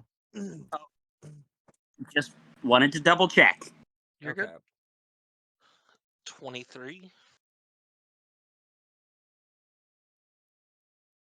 I'm going to say, because I got the 12, Ari's just kind of still, mesmerized by everything. He's like, I got a I've never seen things bigger than me. 14 on my stealth check. Because, And Oh, yeah, and you said the stealth, because I'm within 10 feet of Austin, or Lightfoot, is at advantage? Yep. well, That would be a 27 stealth. Because by contrast, nothing is going to be. Everything is going to be dull in comparison to him unless it's glowing. I got an 18. my perception check is a 28. Yeah, I got an 18. I love the fucking Jack of all trades thing.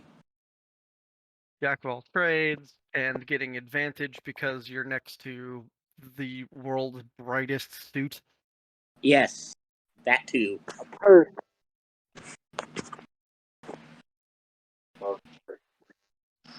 It's going to be great. He's just going to accumulate things that make him weaker, but everybody else around him stronger. Exactly, that's his background. He's literally not supposed to be out adventuring. Yep. Then why are you? Because he wanted to. Literally, it says in his background. No, it says in his background, against all odds, be it physical, be it mental, be it just occupational wise, you are not meant to be out adventuring. And yet the call of adventure and the wilds calls to you at the soul level. So against all better judgment against everyone else, he decided, you know what, I'd rather die seeing, new things than, die seeing the same old, same old. He's not meant to be out here, but yet, against all odds, he survived somehow. Gotta love it. Bet. His mutant power is luck. He's Domino. I'm Domino. No, his mutant power would be called best friends. Oh Lord. Right. All right. So my stealth Oh. is 18. My perception kind of sucked. As everybody except for the living disco ball melts into the grass around them and starts paying attention to everything around them. You hear the serenade of crickets, but it is not the small sound of the legs. It sounds like somebody was had the microphone up to a cricket and had the 12-foot bass amps kicked all the way up and was just playing that sound. You Lightfoot. hear chirping from a distance away, and those of you who got above a 12 see a single or a pair of birds chasing each other through the sky. Does that include the 12, or is that just everything above the 12? You can see those two with the 12 and below. You can hear the crickets from 12 and below. Those of you who are in the 20s hear grass shifting. You've been here. You know how that sounds, the creak. And it is ahead of the direction you're going into, but slightly off to the right. And it doesn't sound like something is going with purpose. It sounds like it's going at a single smooth rate.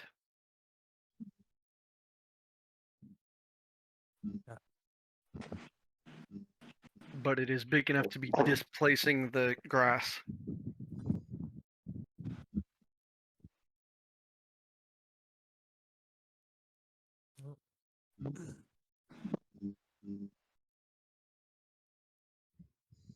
I'll continue to push forward. Paying attention to that area in particular. 5 minutes goes Lightfoot by of pulls you. out his, Go ahead. I was just gonna say, Lightfoot pulls out his bagpipes, affixes them, gets them ready. Well, I guess I better be ready to help y'all out if I'm gonna be the belle of the ball walking through here. He says with a slight nervous chuckle in his voice. Stay behind me. I've eaten my fair share of birds. I don't want to know what it feels like. Question, Tormy. It's Ari is a very well-read person. As such, he has been researching, the gateway / other worlds thing for quite a while. I rolled a 15 on history. Would he know anything about at least the existence of a place like this, or any,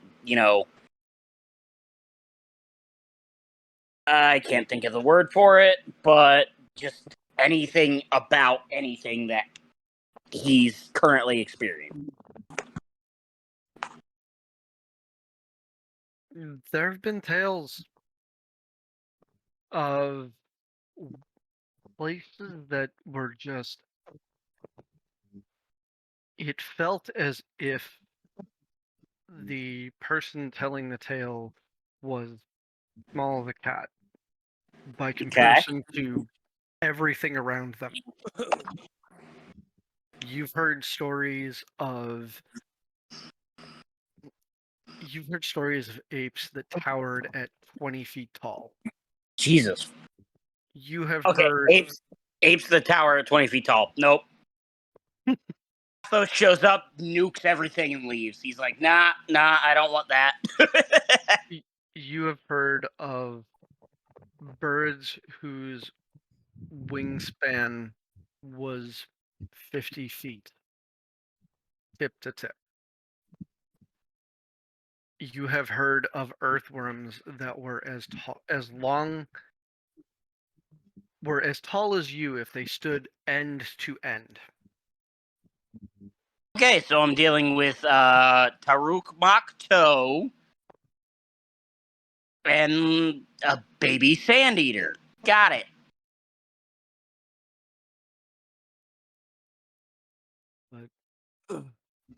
You make it about another 5 minutes until that creaking sound is directly off to your right, about with your previous rolls, about 100 feet out. What's about 100 feet out? Do I get any sight on what it is? I would say give me a new perception check for that. As you're doing that, Ari just kind of starts in a deep, kind of guttural sound that is Delkir giving you inspiration, and it translates basically to may the gods bless this creature's sight and allow him to have sight beyond sight. Is that the one that adds a D8 to the roll? I believe so. I'm just double checking. It is, yes, a D8. So Does you'll that add work a on D8. both of Then us? do what? Does that work on both of us or just Thinners? It works on both of you as long as Tormy will allow it. I mean, if you want me to use a second inspiration slot, that's fine. I can. I don't mind. Let me double I mean, check. we have the second floor in the party, so. Because, I mean, mechanic-wise, technically, it only applies to one creature within 60 feet.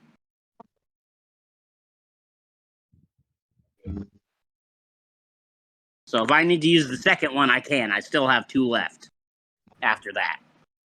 Roll a And I mean, performance. we have Roll me a performance so- check, and then roll me a D100. Okay, you said performance first, so that's at advantage. That is a 26 on that, and then you said a D hundo? Mm-hmm. That is going to be a 14.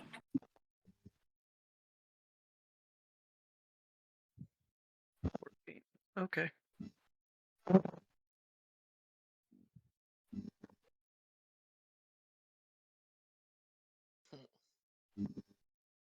So is that a yes or a no on the For right now, that is a no. You would need to split it. so But if I you use can, if two you use charges. 2 charges, you can do it. Okay, then I'll just use the second charge as well. Hang on. Okay. Let's see if Thinner sees it. Yeah, I see it. I don't think a 37 can't see it. Don't use the extra point. Was that 37 with or without the D8? That was with. I rolled a nat 20 plus 10 plus the 7 on the D8. Good God. You Well, didn't have to use the D8. I mean, I'll save. I mean, 30. I mean, nat 20 is gonna probably see it no matter what. So I mean, I rolled a 23, so There is an enormous arachnid that is just barely under the height of the grass that is parting it and moving forward, letting the previous set fall behind it, parting. Okay. And it is working.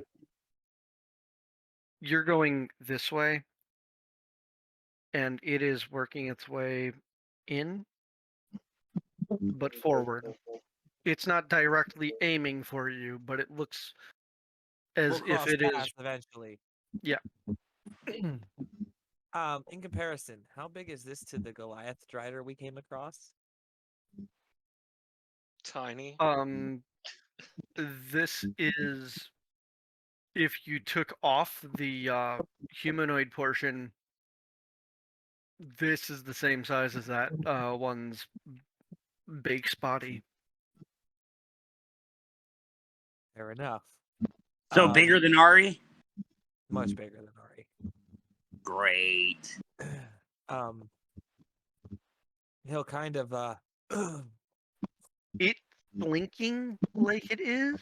You know how when spiders are trying to be stealthy, their legs curl up to the sides and they try to get as low as possible? Yes. You can he can occasionally see the edges of the bends in the legs coming across the top of the grass. Lovely. Adraxon will put his arm up, stopping everybody for a moment.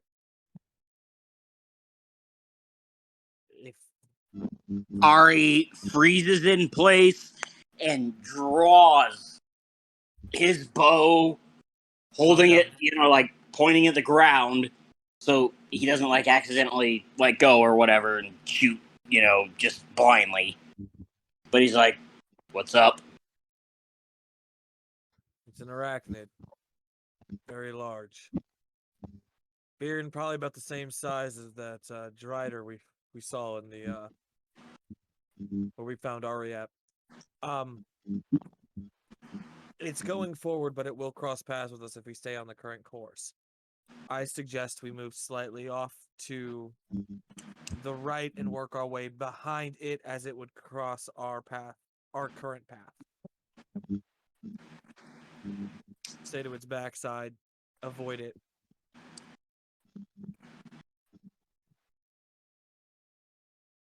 But You want to try the spider? well, think of all of the ingredients we could get from one. I thought we were here A- for meat. as Well, yeah, as but I mean, as Biren and Adraxon are, like conversing, Ari immediately kind of lets loose the tension on his bow, grabs Lightfoot, shoves him under his arm, and turns the violence into the rapier, and just holds him there as he ducks low. He's like, "You two figure out what we're doing, so I know whether I have to fight or not."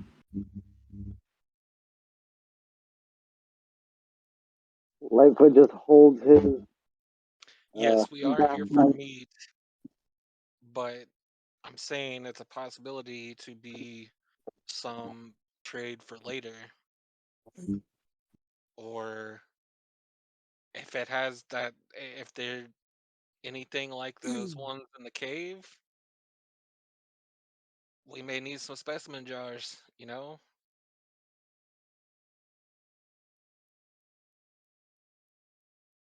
But Ari chimes I it. mean, Specimen jars? What would we need those for if we're getting meat?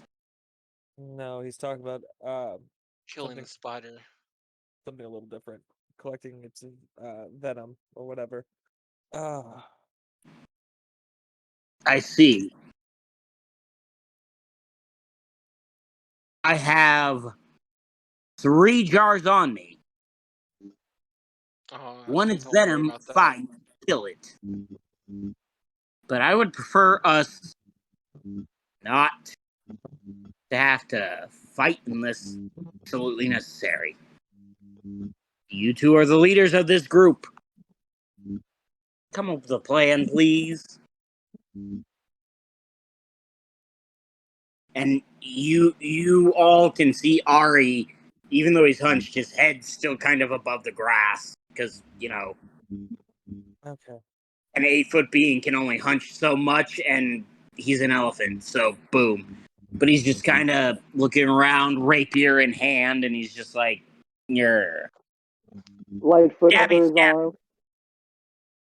I figured I would leave it up to you. Moto." Okay, Biren. I see what you're doing. I see the idea you have, and it's honestly not a terrible one. But we're gonna do this smart. See if we can't restrict this thing a bit before we hit ourselves against it. So let's work our way to the right, up behind it. I'm going to give you the cord and let you try to bind its legs, at least some of them, potentially limiting its movement capabilities.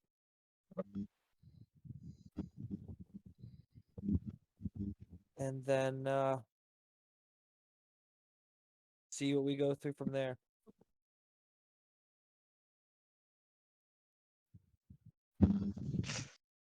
All right. This is gonna be awesome. So I am going to pull out the steel rope and give it to Biren. With the grappling hooks on the ends. Yep. And Baron will hand you his ballista bolt that he had in his hand. Now, as an idea, guys, I can play a song that can possibly make him see all colorful lights and make him go all bibbity. He'd be down for a little bit. I like that. Ari idea. just kind of Now, hold on. I like Taps the him. idea. But Ari just kind of taps him on the head and says, "Then fucking do it." not right now. Not the moment. We'll try to bind him first, and if it doesn't work, then you go in for the distraction. And if all things go south, I can heat that metal cord up real good too. So if all else fails, throw it around his body a couple times if can. This is gonna be slightly awkward. Ari then looks to Biren and Draxon and says, as he's holding Lightfoot under his arm, so he's basically,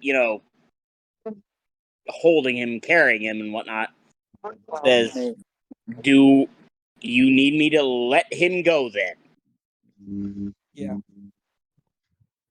Drops him. Lands on his feet. Let's move up. So essentially, Tormy, as this spider is moving up, forward, and at an angle, We're gonna get behind it. Ari follows you guys, but because he's no longer holding Lightfoot, switches back to the bow mode for his violence. I am going to need everybody who is engaging in this to make a stealth check.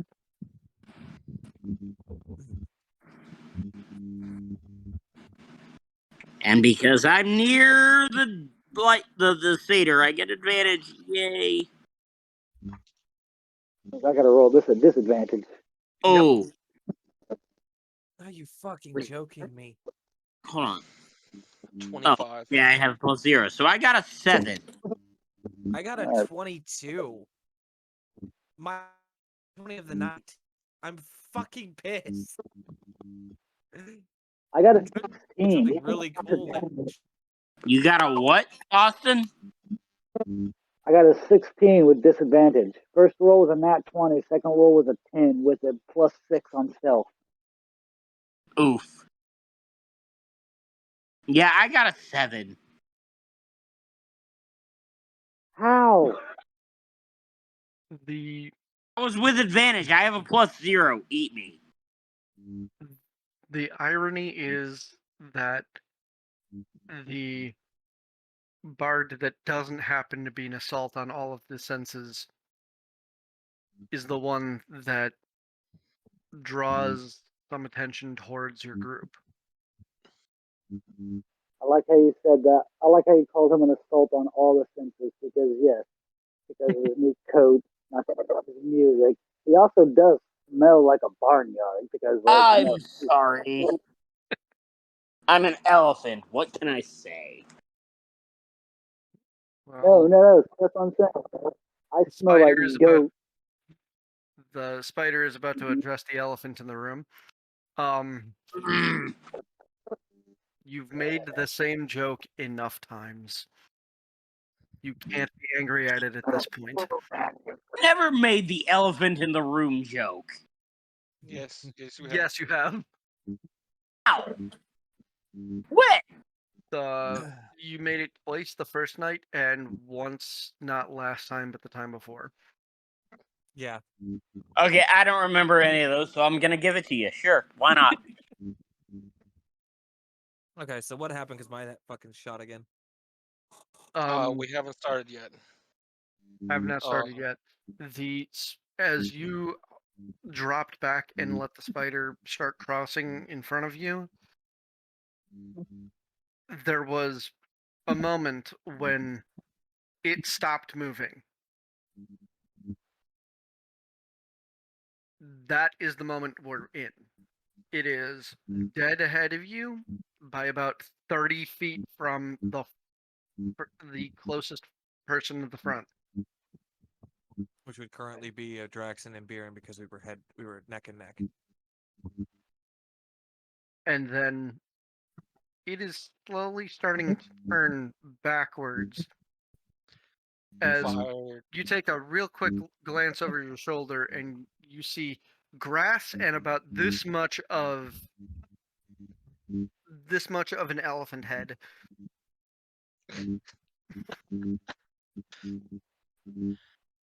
As it starts to turn, I'm firing this steel rope with grappling hooks on each end out of the bow at the spider, arachnid, whatever you want to call it. Go ahead and give me that attack roll.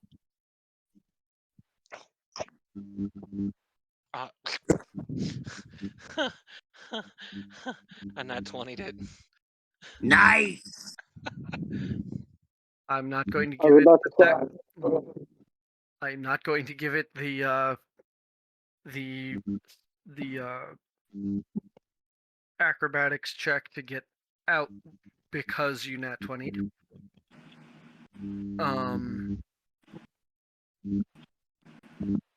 You see it you shoot from the center, just barely off center, maybe by a foot, and it allows the chain or the rope to start swinging almost immediately after it loses the first bit of momentum, but the one grappling hook comes around and this bends down all of the grass in this 30-foot space between you and is already out to about 25 feet in either direction as it begins to wrap around the spider at the leg bases. And the grass is now at 2 feet high as everything has been broken by steel rope. As he fires it, Draxon hands him back the bolt and slams his blade down on the ground, and the entirety of the edge just lights up. Kieran, Yes. how many sneak attack dice do you have at this level? 3. Okay. I am going to say that it did minimal damage, but that is still a ridiculous amount of damage for you.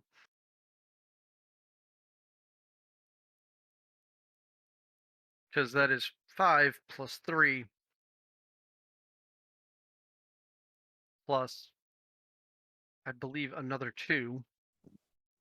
So you did 10 damage just by grappling this thing with this giant fucking rope of metal.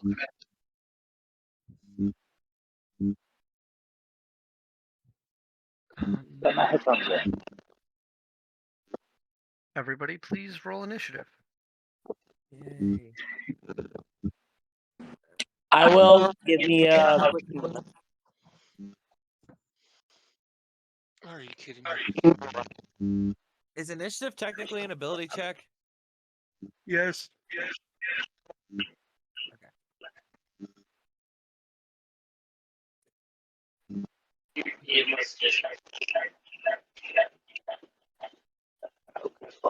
Math.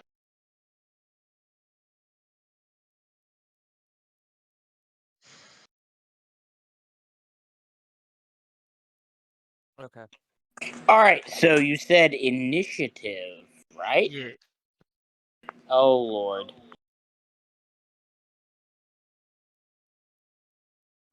Nine. Hey, we tied. Yay!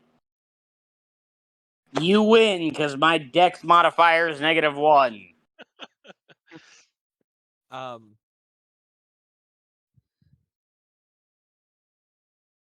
They're 23.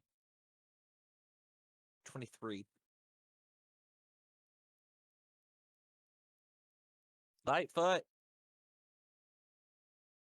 Mr. Assault on the Senses. Sorry, I had to get back to my area because my headphones were dying. I got a 23 as well. What's your dex? 17? Yeah, you go before me. I got a 14. There's a reason why he's named Lightfoot. Lightfoot, it is your turn. Alright, according to plan, I'm going to need this thing to make me a wisdom saving throw. DC 16. As I whip up my bagpipe piece and diddle out a rather jaunty tune. With a natural 2, he does not make it.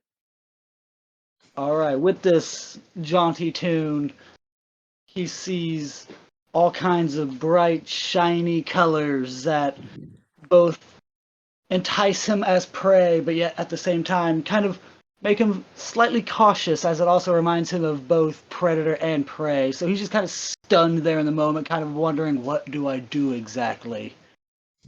As he's just seeing all these bibbly lights. Which spell? He is officially locked down. Now, let me see real fast. You create a twisting pattern of colors that weaves through the air inside a 30-foot cube within range.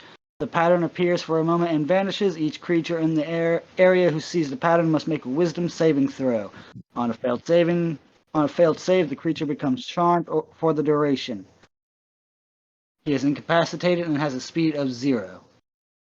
He will break out of it if he takes damage, or if anybody else uses an action to shake the creature out of its stupor. Nice. So as long as we're not actively trying to wake it up, and as long as it doesn't take damage, it is locked down for the next minute. Oh, it's about to take some damage. I was about to say, it's about to die. We're gonna murder it. I remember somebody saying that they wanted the venom, so Lightfoot actually calls out, "If you want to get the venom, go ahead and get it now. He ain't going anywhere for about a minute." Jackson is next.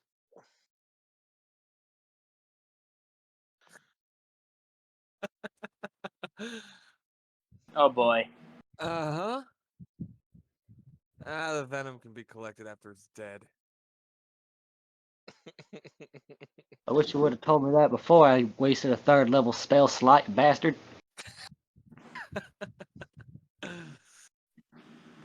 um, so this thing is essentially incapacitated and restrained. Yes. You His speed is 0. And You know tell what? me, Tormy, I need to Oh, know before I dude. start rolling damage, or Dude, before I no, start rolling dice. please, Are we please. doing the rule that we had before? which one? The test rule you were trying out? Yes, we're sticking with it. Okay. Okay, hold on. What is this rule? That if you exceed the uh the armor class by 10, it is counted as a crit. Fair. Okay. And if I it, was just if curious. you are Okay. below the AC by 10, actually didn't do that one, but the above AC by 10 works both ways. So if an NPC hits you over 10 higher, you have to tell me crit, because crit happens. Yeah. You're right. So a Draxon approaches this thing. Blade of light. And just for shit's sake, we are going to Stab in the spot where it can't doesn't break any of the poison sacks. I'm going to dissect this thing. We are going to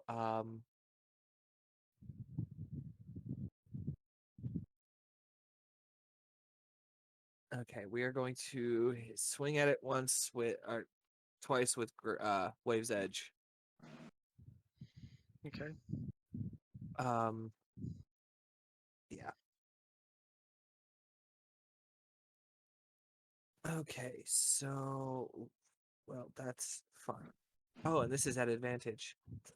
Yes, because it is I'll take restrained and incapacitated and all the nice things.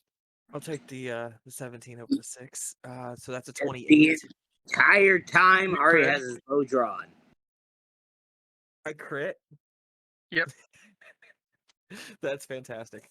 Like, To be fair, it is the size. It is larger than the largest warhorse you have ever seen. Yeah. And it is currently unable to move. is it as big as a Harask? No. Yeah. Okay, I need to see something really quickly. I figured not. I just wanted to ask for shits and giggles. No, they've bumped into things that are larger than the Tarrasque here. Yes. You're making it very hard for me not to nuke this world, Tormy. Listen, quite simply, don't fuck with the moose. Yeah, don't do yeah. that. Okay. No. So Good God. first attack is 25 points Okay. of slashing and fire damage. It takes it all. Continue. Second attack. Oh, that one fell off the map. But Oh, now God. it's no longer stunned, correct? Because it took damage. Second attack is and this is gonna come back to bite me in the ass later on, but my third nat 20 of the night. So that's Crit. 30. Yeah. So God dang it, D10 stay on the table. Wow, okay, I rolled the exact same numbers but on opposite. So another 25 points of damage. Okay. And because usually I'm able to make a bonus action attack with the pointy end of the stick, but Hmm? and I scored a critical, I can make a bonus action attack with the main part of the weapon. So, third swing. You should Uh, pin it to the ground with the pointy side. It's already fucking wrapped up. 27. Crit. You rolled 2 16s. Leave me alone. Oh, AC God. Thing's AC is only 14. It's just Oh a shit! bag of I hit got points. plus 11 to hit, so I'm gonna fucking okay. So that's let's see, 15, 21, 29 points on this last hit.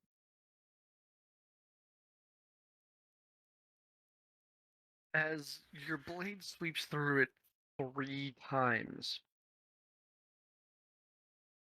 you watch as two of the front legs on one side are lopped off, and you cut into the torso and the thorax with the following 2 attacks.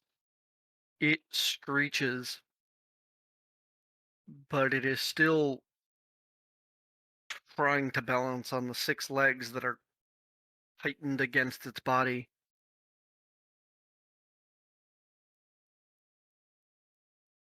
Are you going to move?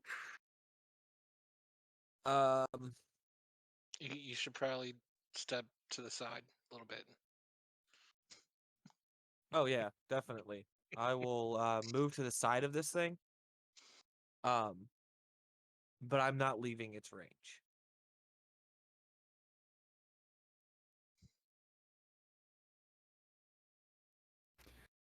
Now, because it has taken damage, then my spell is now deactivated, so it is awake again.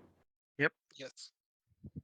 But great weapon Right. master forgot to do my -5 penalty thing. Fuck you. I was gonna say, but it did just take a hefty chunk of damage, so you're welcome. Free shots. With that, it moves on to its turn. It is going to try and bite you twice. Since you were the only thing in range, and Oh, I like it. I like it. Let's see what we got. that is 22 and That. and a natural 1 to hit. Okay, the 22 does hit. And I just rolled for my armor. It does not go off. So, Do you want to take your attack of opportunity for it lunging and missing horribly? yes. And will you allow me to make it a great weapon strike? Yep. Yeah, I'll take that hit.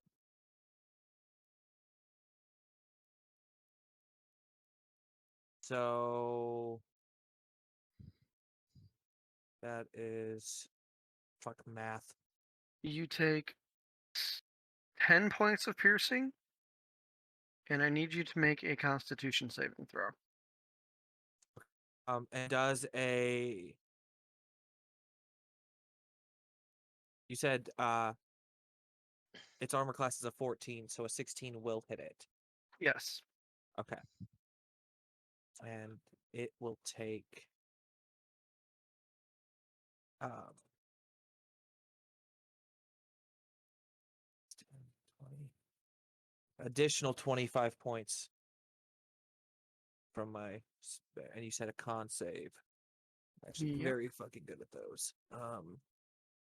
That is a 22. You take 1 point of poison. Do not become poisoned and Okay. avoid the rest of the damage.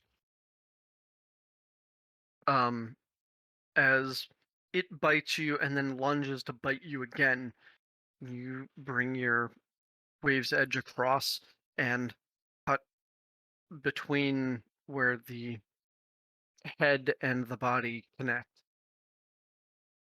And you can see the ichor already spilling out from the gap. It is wavering, but has not fallen yet. With that, Baron, put we a move on to bolt in this Beerens. fucker. We move on to Beerens' turn. Baron actually puts away the ballista bolt and pulls out an arbalest bolt. Because I feel like a ballista bolt is just a little too much for this. I didn't give you the bag of ball bearings. Thank you. If you won't do enough damage that it can at least get to the rest of us. Well, I it's still doubt a it. lot of but damage, still. but since it's wrapped up, do I have advantage on this attack? You also have an ally within 5 feet of it, so Oh, yes. that's right. That's right. I know what a rogue does. That's why I didn't move. All right. I hate both of you. So You and your rogue shit. You love my rogue. 24. Crits? Just crits. Wait. Why do does a I- 24 crit? 10 Because over I- the 14. Oh yeah, the 10 above thing. Gotcha. Base damage is 68 plus 5. Yeah.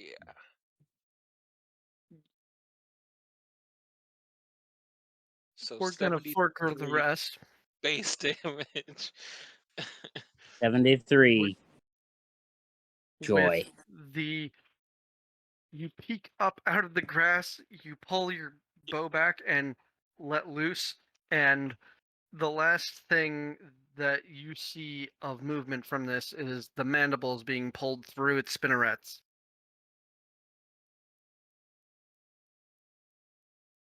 So it's dead. As you see the arbalest bolt just create like a beam of light and just sunder this fucker, anime style. Good way, kill spiders. Good thing. You pulled the head inside.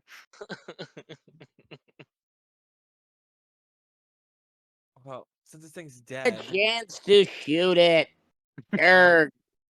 I'm going to collect my rope. There are other things here that you.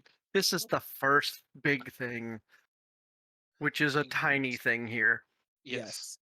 I'm gonna collect my rope, put it back into my bag, and How is the arbalest bolt collectible? I'm going to need you to roll me a d20, and I'm going to need a Draxon to roll me a d100. okay. Remember, you both have inspiration because I spent both slots, so you might as well use them. Poke at the spider corpse with a stick. This thing's a hell of a lot bigger than the ones we got back home. 16. 16, you can go looking for it. It is intact. I rolled a I will 70. collect it then. Okay. What Good did I to roll know. a D? What did I roll 100 for? You did a thing. You'll find out. I did a thing. Oh, okay. So I collect. Am I able to collect my rope? Yes. Okay. The rope goes back into the bag, and then I'm gonna take the 2 legs that I severed, I'm gonna put them in a bag. Okay. Put I, two, I, put two huge spider legs into the bag. I have a feeling I'm probably gonna need to cut them down a little bit to fit I them. mean, they're only about yay big around, and if you're just feeding them in, it's the same as him with his ballista bolt. Okay, so I will feed them in. So I will put two huge spider legs in my thing. That is fantastic. I'm sorry, they're not that big around. They're about the size of a basketball around. That's even better. Lightfoot nibbles on a chicken leg that he pulled from his pouch while watching everybody do their thing. Good lord. After Um, Biren collects his Arbalest bolt, he's gonna come back over to the spider. Adraxon, you should use the Ghost Blade. Go ahead and take all 8 legs. Here's the thing.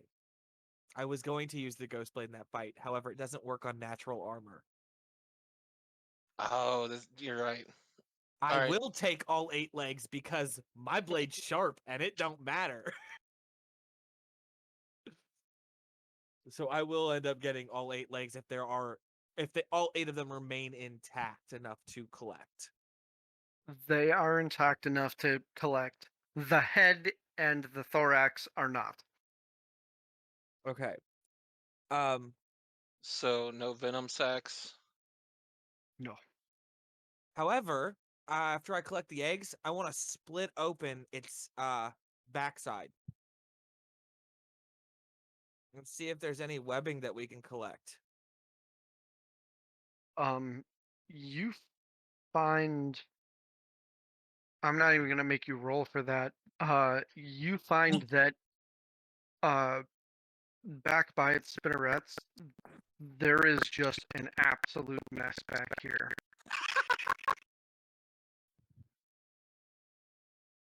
The head almost made the back end.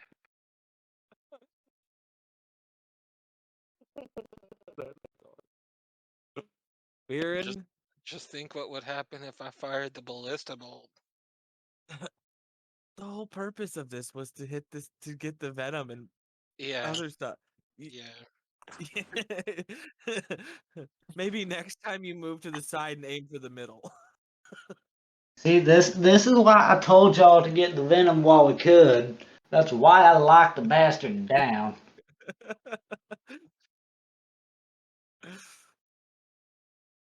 Maybe I need some smaller ammunition. No. Ari hands him one of his arrows. You mean like this? No, that's too small. You want a chunk of lumber?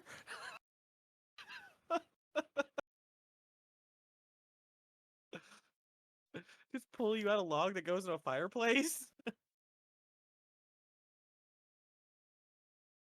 Essentially bludgeoning damage as it flies off the bow. Or just Like kind a of sighs wooden and sits hammer the to arrow face. back in his quiver. Is there anything else that's harvestable off the spider, or is it pretty much just a mess from what's left? Unless you are looking for the carapace itself, there's not a lot that's harvestable left. What do I need to do, or what do I need to roll to look at the carapace and see if there's anything left? Survival check. Okay, give me a sec Might as well take the here. carapace.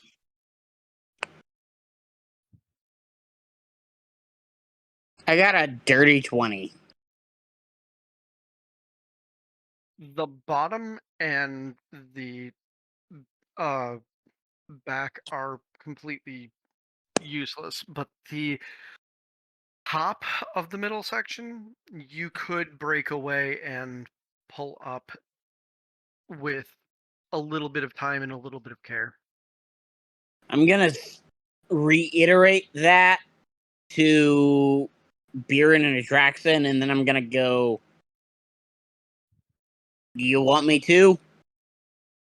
I'll give you a hand. I'm pretty good at this sort of thing. Do I need to roll anything, Tormy? I'm actually going to take your 20 for survival unless you want to reroll. I would. You could. I mean, no, I'm if good. If Tormy allows it, you could roll that one more time, leaving your 20, but seeing if you get higher because you are actually getting the assist action. So am I Actually, getting here- double here's- advantage? Here's what I'm going to do. Adraxan, are you proficient in survival? I am. Here's what we are going to do. You are going to add your proficiency bonus to his roll. My proficiency bonus, so +3. So 23. Got it. Or are you wanting Okay. the entire survival skill? Entire survival skill. You're adding that to him, and he is going to roll again. Um, Got my it. entire can- my entire survival skill is a +6. Got it. Give me a sec here, because I get an advantage. Mm-hmm. So 12 plus 6 is 18. Well, not bad. You end up. It takes you about 2 minutes, but you pull the carapace off, and this corpse fucking stinks. Like, there is an acrid smell in the air from just the internal, just goop. And you pull this off, and you have a section of this carapace that is about 4 to 5 feet wide and about 6 to 7 feet long, and is about like 2 inches thick. How pliable is it? It is difficult. Are you going to try and bend it? No, I'm testing it to see if it might roll up. If it doesn't roll up, then I'm going to figure out a different way to. It does having it. not. It does not roll. Okay.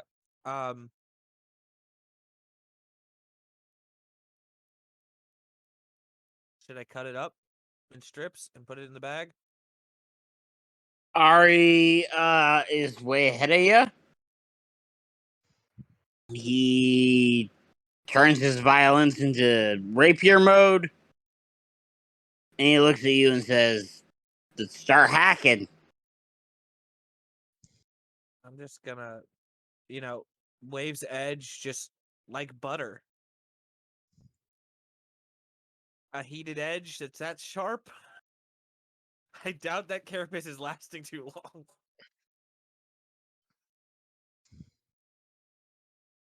But we'll get it into strips and we'll stick it in the bag with all the other ingredients that I'm collecting for the group.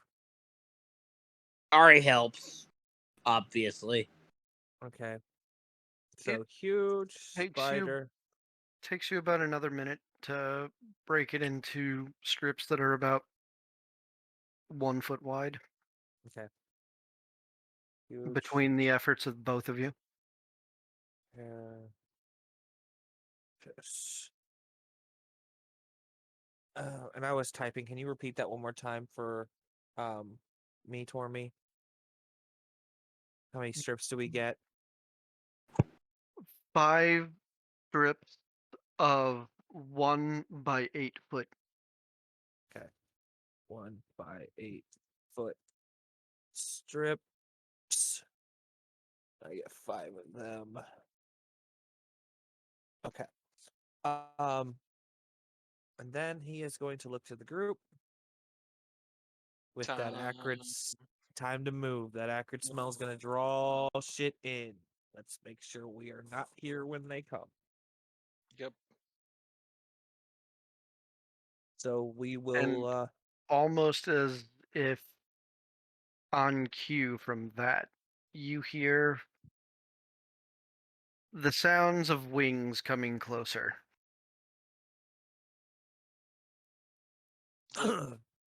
Move. Is that everyone? Yeah, it is not hard to hear. Ari kind of looks at everybody and says, I'm assuming you all can hear that. We should probably hurry about whatever we're doing. You guys can't. Can you guys make yourself invisible? I can. I know Wait. you can. Can Maybe. I? No. I don't think that's gonna be possible for me, unless we use Oh. magic. Okay. I used it earlier. Then let's just move on. Yep. Keep heading down the path. You get about 200 feet away. You hear, or more, you feel the impact of the bird landing 200 feet back and already eating at the spider. You turn, you see a blue jay. The size of a house. Small house, They but look a so house. pretty when they're smaller than your own hand. When they're that big, they're kind of terrifying. Everything's scarier when it's bigger. Ari just kind of looks at it and goes, Nope. yeah, Let's go. I have no desire to deal with that. We need to go. Yep, we're going.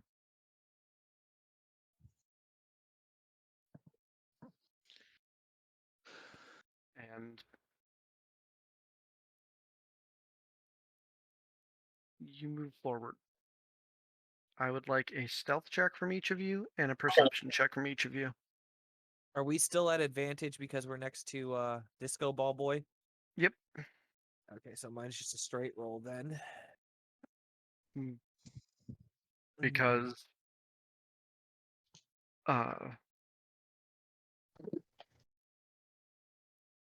stealth by association. Yeah. Well, I'm normally at disadvantage, but his advantage makes me happy, except for with this. I told you it was going to come back to bite me in the ass. I got a 4. And you wanted a perception check as well? I got a 16 again. 24 on the perception check. For my perception, 15. Nice. 21 perception, 25 stealth. My stealth was 14. My perception was 16. How is the disco goat more stealthy than almost half the team? That's what I want to know. Because Draxon's running around in fucking chainmail. Doesn't matter. I'm a great big neon sign of, hey, motherfucker, how's it going? I love that when I put the particular trigger for you advancing on the thing, you have failed to do the thing that is ironically. Is his Oh, thing no. failing at stealth checks? I'm supposed to have disadvantage. So far, I've passed both my stealth checks, and this current one, I'm stealthier than at least 2 people. Oh yeah. Priceless. This is bullshit. I want a refund. Draxon, as they're moving, gets tickled in the back of the head by one of the spider legs. Like, what the fuck? Oh, good Get lord. Get back in the fucking bag. And it's about See, I just like to imagine that the reason why nothing's fucking with me is because I'm so bright and colorful. In the animal kingdom, that normally means poisonous.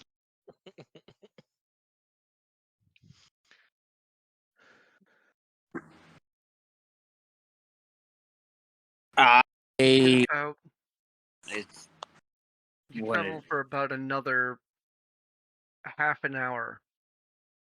And every couple of feet, somehow Adraxan finds another stick to step on.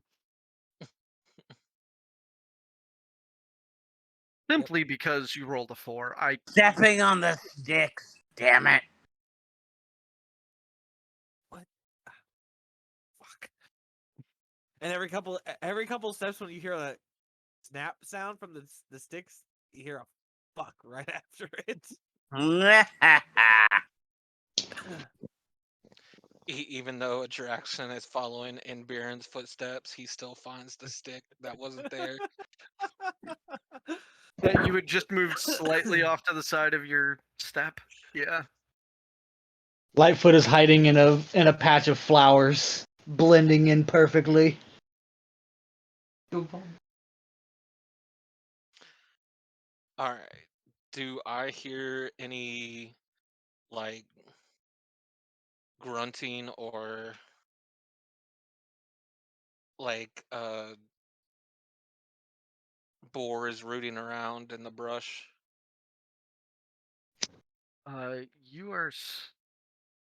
You can finally see the edge of the trees from here as the grass starts getting higher. And you figure from your previous time, if you are marching at the same pace that you are now, your group will get there in about 2 hours.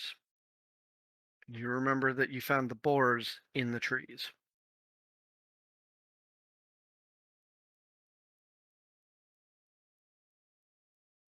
All right. Hey, keep heading that way.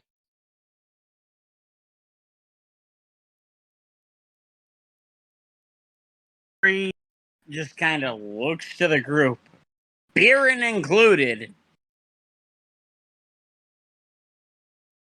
Shouldn't we, like, go back? Because clearly there's a lot of shit here that we're not equipped to deal with. They're bigger than us. Just because they're bigger than us doesn't mean too much. I was about to Just gotta say be the smart same about it. thing. Just gotta be My smart about it. cousin Jebediah once took down a rock boy who was bullying him back in middle school. You saw what I just did to that giant ass spider. Are you gonna keep us all safe? Pops my head up from the flower patch. I think we can all help each other stay safe. Back into the flower patch. If I have You to, hear a canary go we over. can run.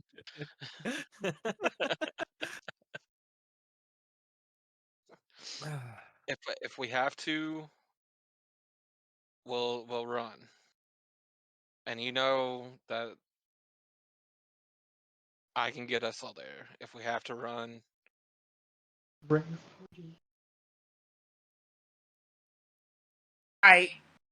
Just be aware, if we have to ditch,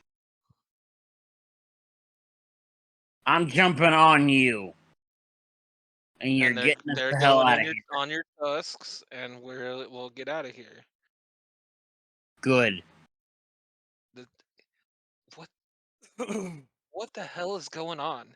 How's Baron telling? The elephant's a bard. He's not a fighter. And Baron is scared all the time and runs away. But right now, Baron has a ballisto bolt and wants to shoot a giant boar. I do enjoy me some bacon. Massive bacon sounds really good. Do we make it to the tree line? It takes you just about 2 hours at your current pace. Okay. I'm gonna scale the trees. I'm not even going to ask you for a athletics check. You can do that pretty easily.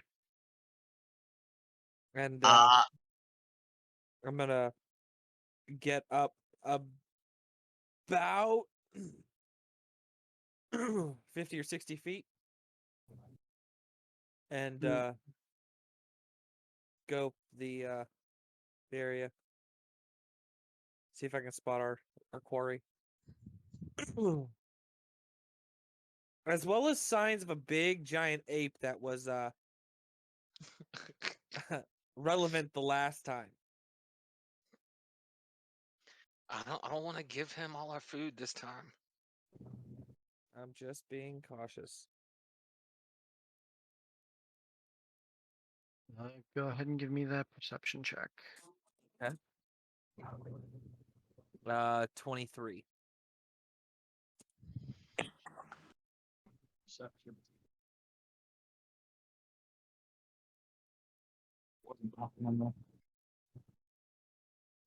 You do not see Ah. any giant apes. You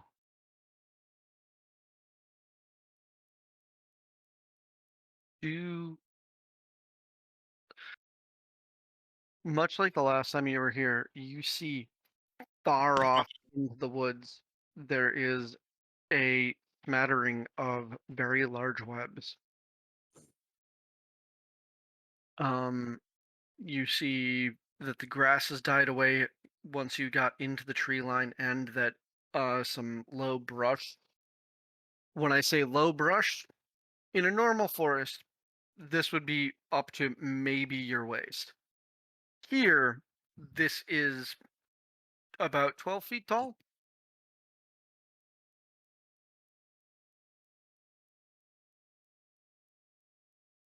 And it is. What senses have you blocked out? Taste and I think it was taste and smell. Yeah, that sounds right. You hear the sounds of trees creaking in the wind. You hear some of the sounds of insects and uh smaller general, like, middle of the uh food chain animals that are, of course, humongous here. Things like frogs and What about and the rodents that we tried riding the last time? you mean the horse-sized frickin' chipmunks? Yes. You do not see any of those either. Okay. So no signs of the ape, no signs of the chipmunks, no signs of the boars. None that you can see, All right. nor hear. I'm gonna let go of the tree, pull the string, and just kind of circle glide down to the group. okay, so Tormy, Yes. knowing Baron's looking for a fucking boar, Ari looks around and I rolled perception. Got a 21. What does he get? What does he see? You also see those webs deeper off into the woods. But unlike Adraxon, you have a keen sense of smell, right? You have a keen sense of smell, and he can't smell anything right now. So you pick up the heavy scent of some droppings that have been left, maybe somewhere within the next 200 feet of you. There is Okay. something that has just left. Just defecated itself. Does it smell like boar? Have you been up close? Do I need to roll to know? Give me a nature check. Uh, Hey, boom. and while he's doing that, I have a question, Tormy. Mm-hmm. How much time has passed since we've been here? About 2.5 hours since you've gone through the door. 2.5 hours. I need to check something. So my nature check was an 11.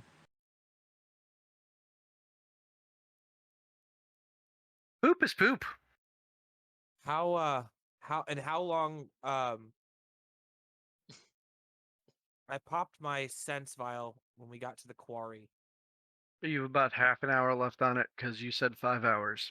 Yep. That's what I was checking. Can I roll something else to see if just because poop is poop, Why don't we just a go certain investigate it? scent Just hits his just nose let it and go. he's aware? I mean, you can always get closer and make the job easier. But from this range, poop is poop. I get closer to wherever it is. Yeah, we're going towards it. You head about 50 feet deeper into the woods, and you're skirting into the tree line. And there is a thick mass of bushes, and the scent is getting stronger. All of you can smell it now. Do you want me to Jackson. give you another nature check? Go ahead. Except for a drag. Maybe it's a good thing I can't smell it right now. That one's an 18.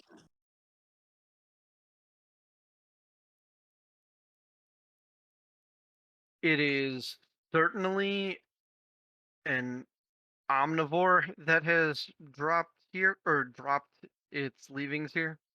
Oh, come on. It is definitely very fresh. And as you are closing in on the space where the scent is getting thickest, it's not just that. With your previous perception check and the fact that you are getting so many earthy notes in this,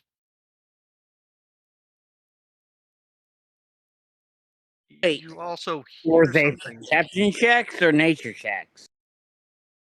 between the two of them.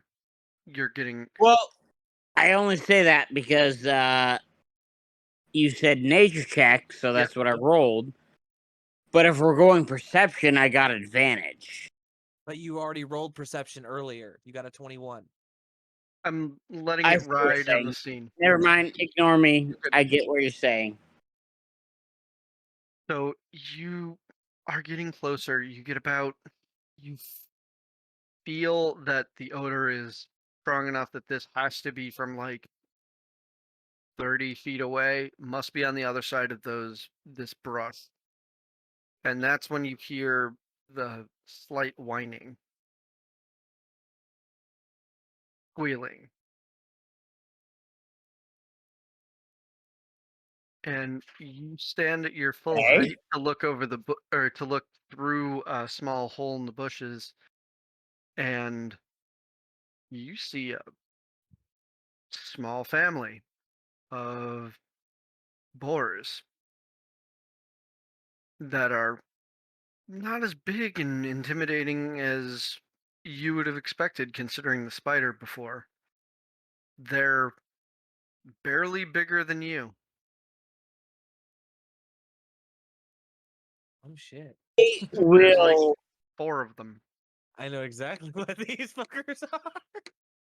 I will signal Biren. What? Be like, hey, look this direction. There are those things. You wanted a boar. Here you go.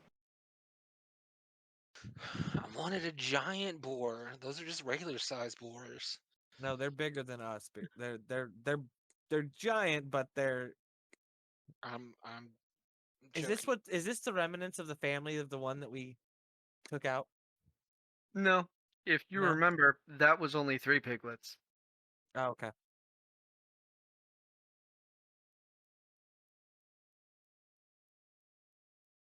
Okay, so There's a pile of 4 of them, and they are playing in mess. Happy I- as a pig in shit. yeah. God. Oh. I could possibly try and make them all go bibbly again. Um. I am going to at this point, because it's been probably what 5 or 10 minutes since I hopped out of the tree. About that, yeah. I'm gonna put my mask on and my gloves. Yeah, that's probably a good idea. Baron sees this and does it immediately. But can I see the boars? Now that they've been pointed out, it is fairly easy for the rest of the group to actually spot these 4 large piglets just playing with each other in a giant pile of mess. Aw, they look so cute. This could. Yeah. Baron is gonna start looking around for Mama Boar or Papa Boar because they're not gonna leave them too far. I'll assist with that. Go ahead and give that perception check. All right. What's Can your you- bonus to perception? Uh, 7, I believe. Okay, because I've got like 15 minutes left of +10.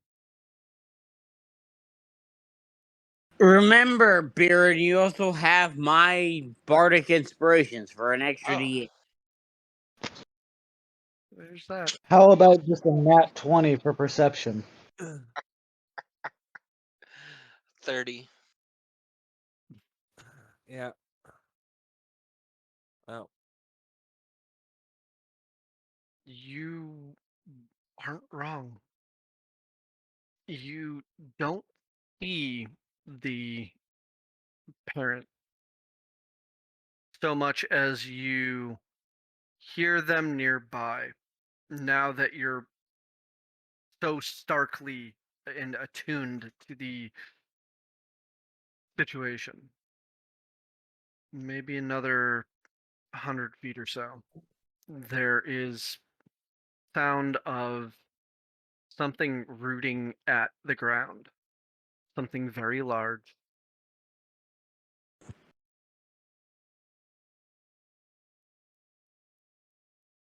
It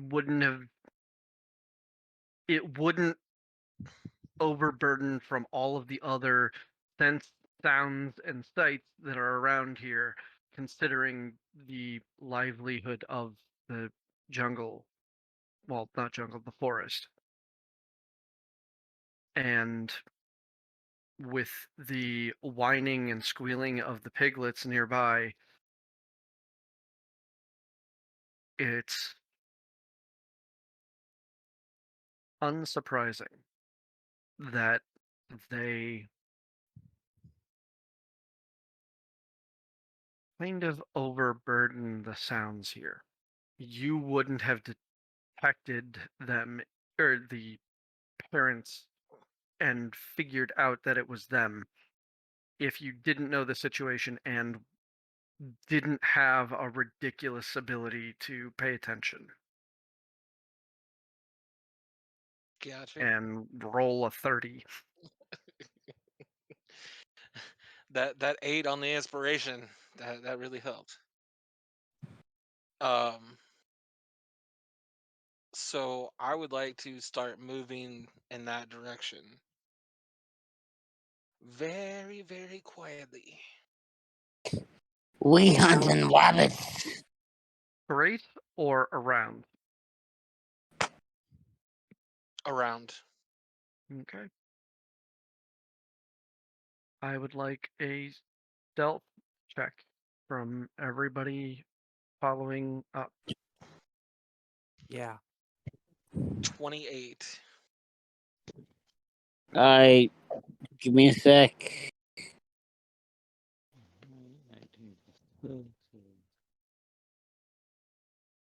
I got a 25. Was that a disadvantage? Yes, I got a nat 20, then a 19. He's never going to advance. Oh, Ah, I'm Mine's calling a weighted 30 dice 20. over there. It's the metal dice that Dutchy sent me. So blame her. 16. I got a Okay. 30 20. That flower patch really has horns. So you, as a small group, cluster and you move around the very small clearing where the piglets are playing in a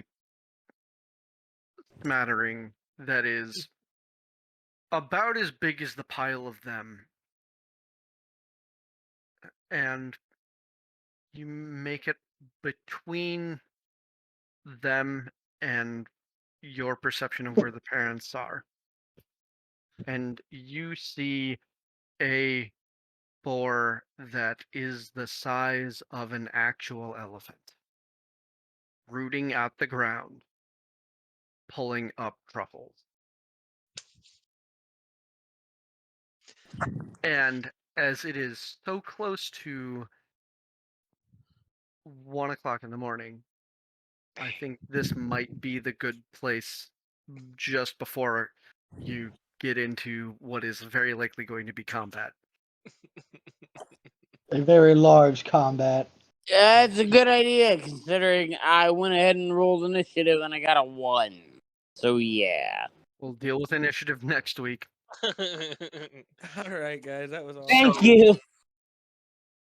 So, we're going to let our attention swirl back out of this world, back through that darkness, and settle us back into reality. Sorry to leave fantasy behind, but reality is where we all live. So, with that, I hope everybody enjoyed themselves. People at home, people at our table. Feel free to come on by, jump into our games here at the Haven. Our table is always open. We are happy to help get you involved, get you to join in on things. We have the Gateway usually happening on Wednesday nights. We have the Haven Masters game Adventures in Orland. usually happens on Thursdays, and Brent's game usually a new threat Yeah, usually normally happens on Fridays. I can't remember the name of his game. I think it's like episode 4, a new threat or something. those are the current ones that happen pretty much weekly. We also have a live community. You can get access to that. If you have any questions, call it out when you join us. We will be happy to have you in. With that, everybody, have a good night, and can't wait to tell some good stories with the rest of you next time. Good night, everybody. Bye, everyone.